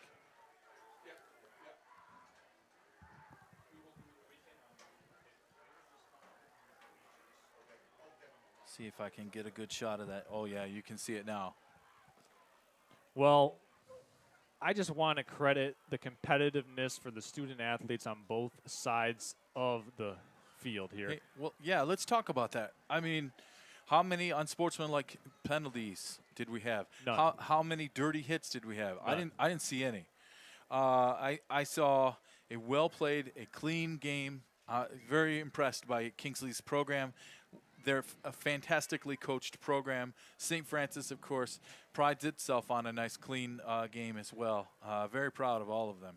So we're going to go ahead and take a break, catch our breath, maybe take an antacid, as Scott said, and we'll have the Team Elmers and Culver Meadows post-game show. We'll be awarding that Team Elmers hardest working player of the game, and we'll also get some player interviews as well, as we'll talk to the victorious Gladiators who come out with a 21-20 victory here over Kingsley. Gladiators staying unbeaten, moving to 5-0 this season as they're over the halfway mark. Only 8 games so far on the docket for the Gladiators. So next week at homecoming, they'll be taking on Boyne City. But for right now, this Gladiator team's got 24 hours to really savor this one. You've been watching this presentation of Gladiator football here on Next Level Broadcasting. We'll step aside for maybe 2-3 minutes, come back with some player interviews, and put a bow on this one. We'll be back after this.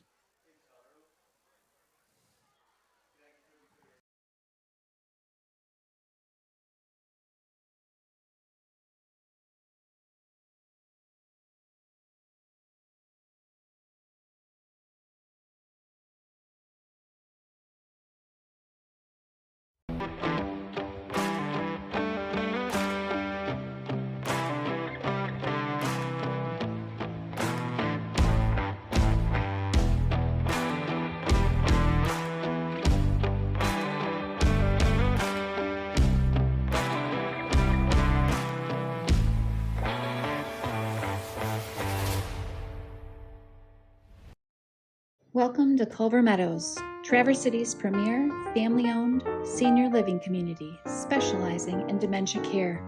Here at Culver Meadows, we cultivate the perfect environment for your loved ones by combining our setting, scenery, and social interaction of our residents. We pride ourselves at being an extension of your own family here at Culver Meadows. Call 231-633-9430.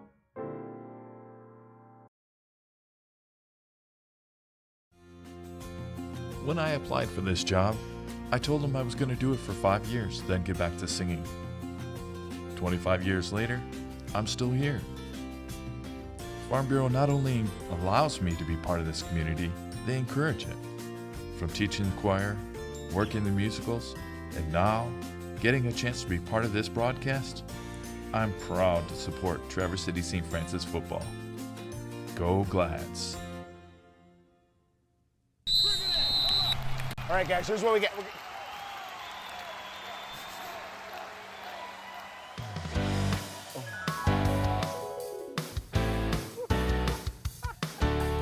BC Pizza, BC Pizza, hometown handmade gourmet. Coach, what do we do? We get BC Pizza. BC Pizza, BC Pizza.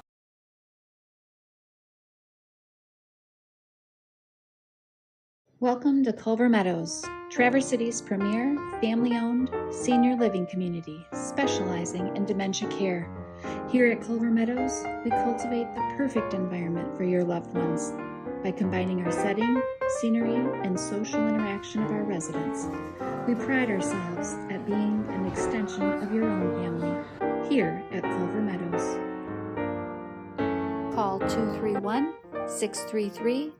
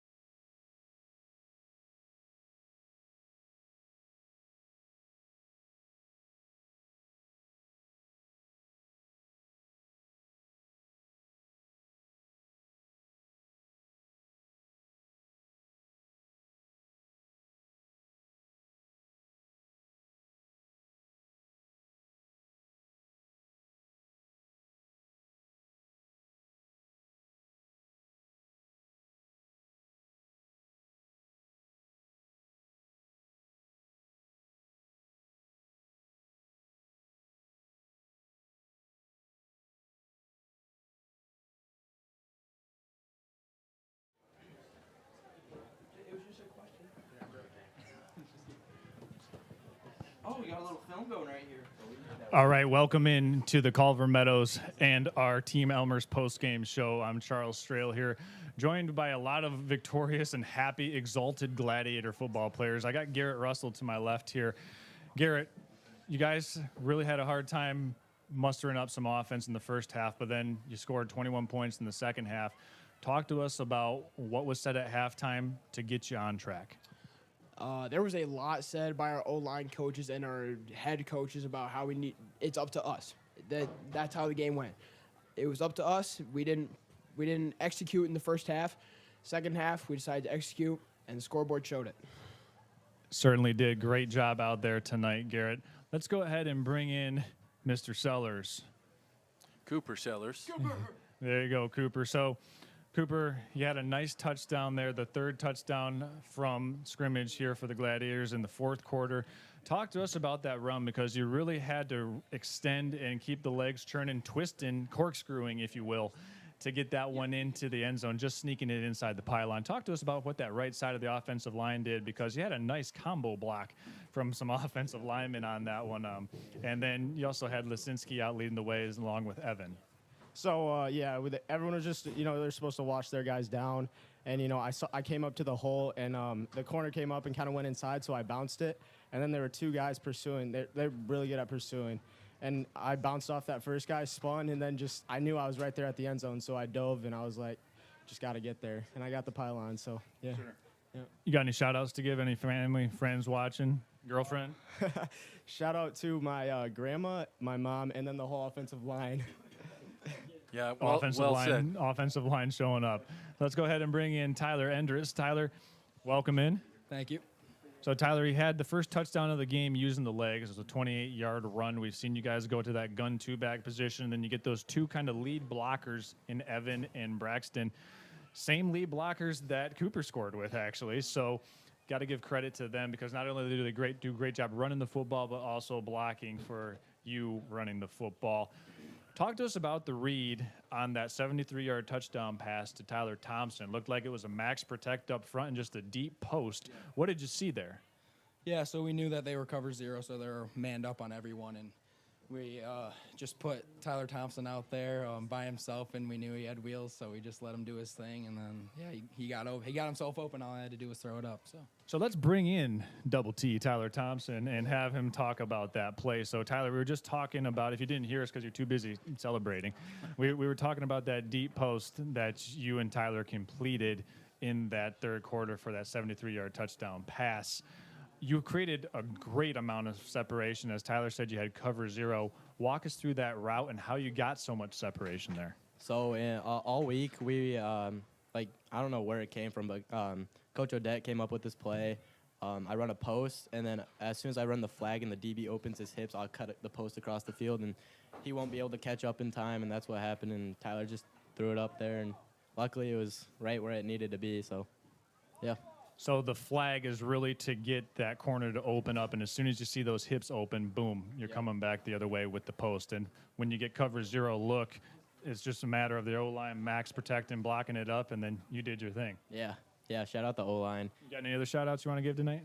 Shout out Braxton Lazinski and Evan Bellinger. Okay. Well, let's go ahead and bring in Braxton Lazinski over here. Braxton, you did a great job. We already mentioned your name twice. Not running the ball, but actually blocking. Let me talk about defense a little bit because Kingsley, credit to them, came back in this game and had a 2-point conversion from about the 1.5-yard line. From where you were at on that field on that 2-point conversion there, talk us through what you saw and the push that your defensive line got on the left side of that play. Yeah, so they, I don't know, they like, their whole game plan's just coming downhill at us. So, they have a couple pop passes, but it's really nothing too special. They're all just coming right at you. So, it's really just getting low and hard. That's what we talked about all week. Is just the game is won at the line. The DBs can play, however hard they want. They can cover however much they want. But if the D line, doesn't get their pads down and get that initial push, then we really can't do anything. So they did well all game, for the most part. Can't be perfect all the time, but yeah, the D-line and the pad height, man. The D-line in the critical moment, the pinnacle moment, doing its thing. Scott. Yeah, Braxton, as a leader on this team, you come a few games, the first few games, pretty handedly. St. Francis wins. This is one that St. Francis very easily could have lost, right? I think that, where they had the momentum, they should have kicked the field goal and then kept it going. With that in mind, in a close game like that, what do you as a leader take back to the rest of the team and say, look how close we were. This is how much harder we have to work? It's just the positive energy. Like, even times where we're still up in the game, but, maybe they get a big push, a big play. It's kind of just getting the guys together saying, all right, boys, we got to battle. But let's keep that smile on our face so we can, just stay positive and keep pushing forward.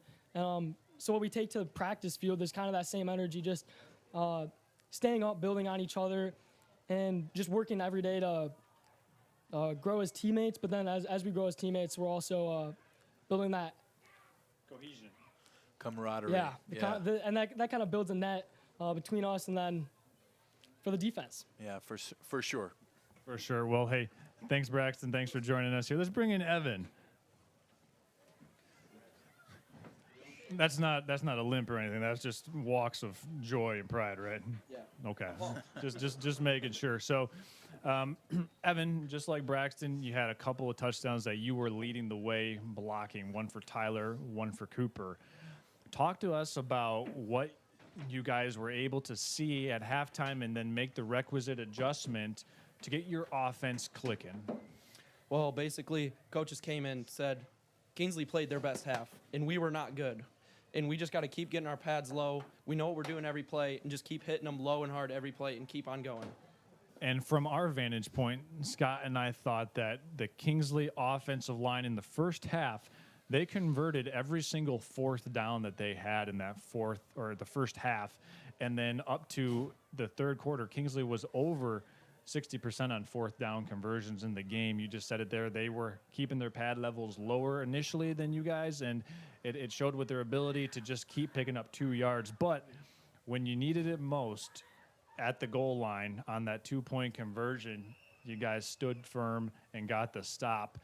Talk about the mental toughness of this team to be up 15, give up a touchdown, give up an onside kick, give up another touchdown, then have a false start, and now Kingsley's got it on the one and a half yard line, going for 2 for the win, and boom, you slam the door. Well, it's just about Coach always says this. He's like, how are we going to respond to sudden change? Yeah. Like, yeah, things aren't going our way. What are we going to do? We're not going to pout because body language is horrible. Just flush it. Flush it and get to the next play. To say, I don't care I messed up that play. I'm going to get them this time. That's what we did. I love it. Gotta love it right there. Gladiators move to 5-0. They'll take on Boyne City next week during homecoming. For everybody tuning in live, we want to remind you that next week is homecoming. It's a 5 p.m. kickoff, so get to Thurlby early. It's Friday night, the 5 p.m. matinee kick.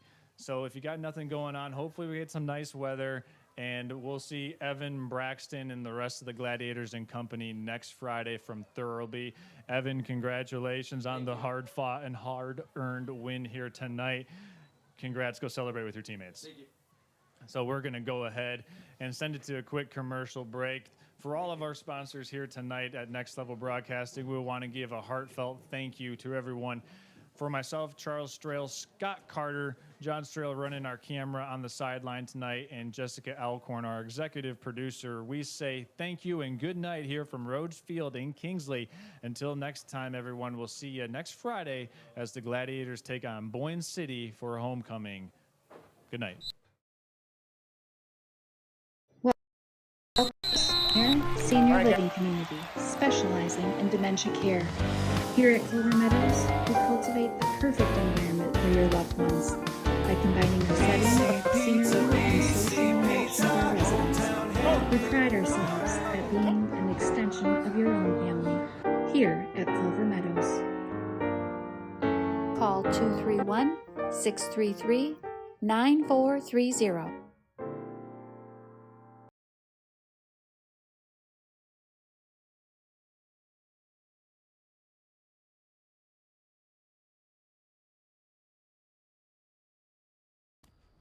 Today's game is brought to you by Redmond Automotive, Pop Excavating, Traverse City Cherry Capital Airport, Culver Meadows, Farm Bureau Insurance, Carter & Associates, BC Pizza, Alpers Excavating, Grand Traverse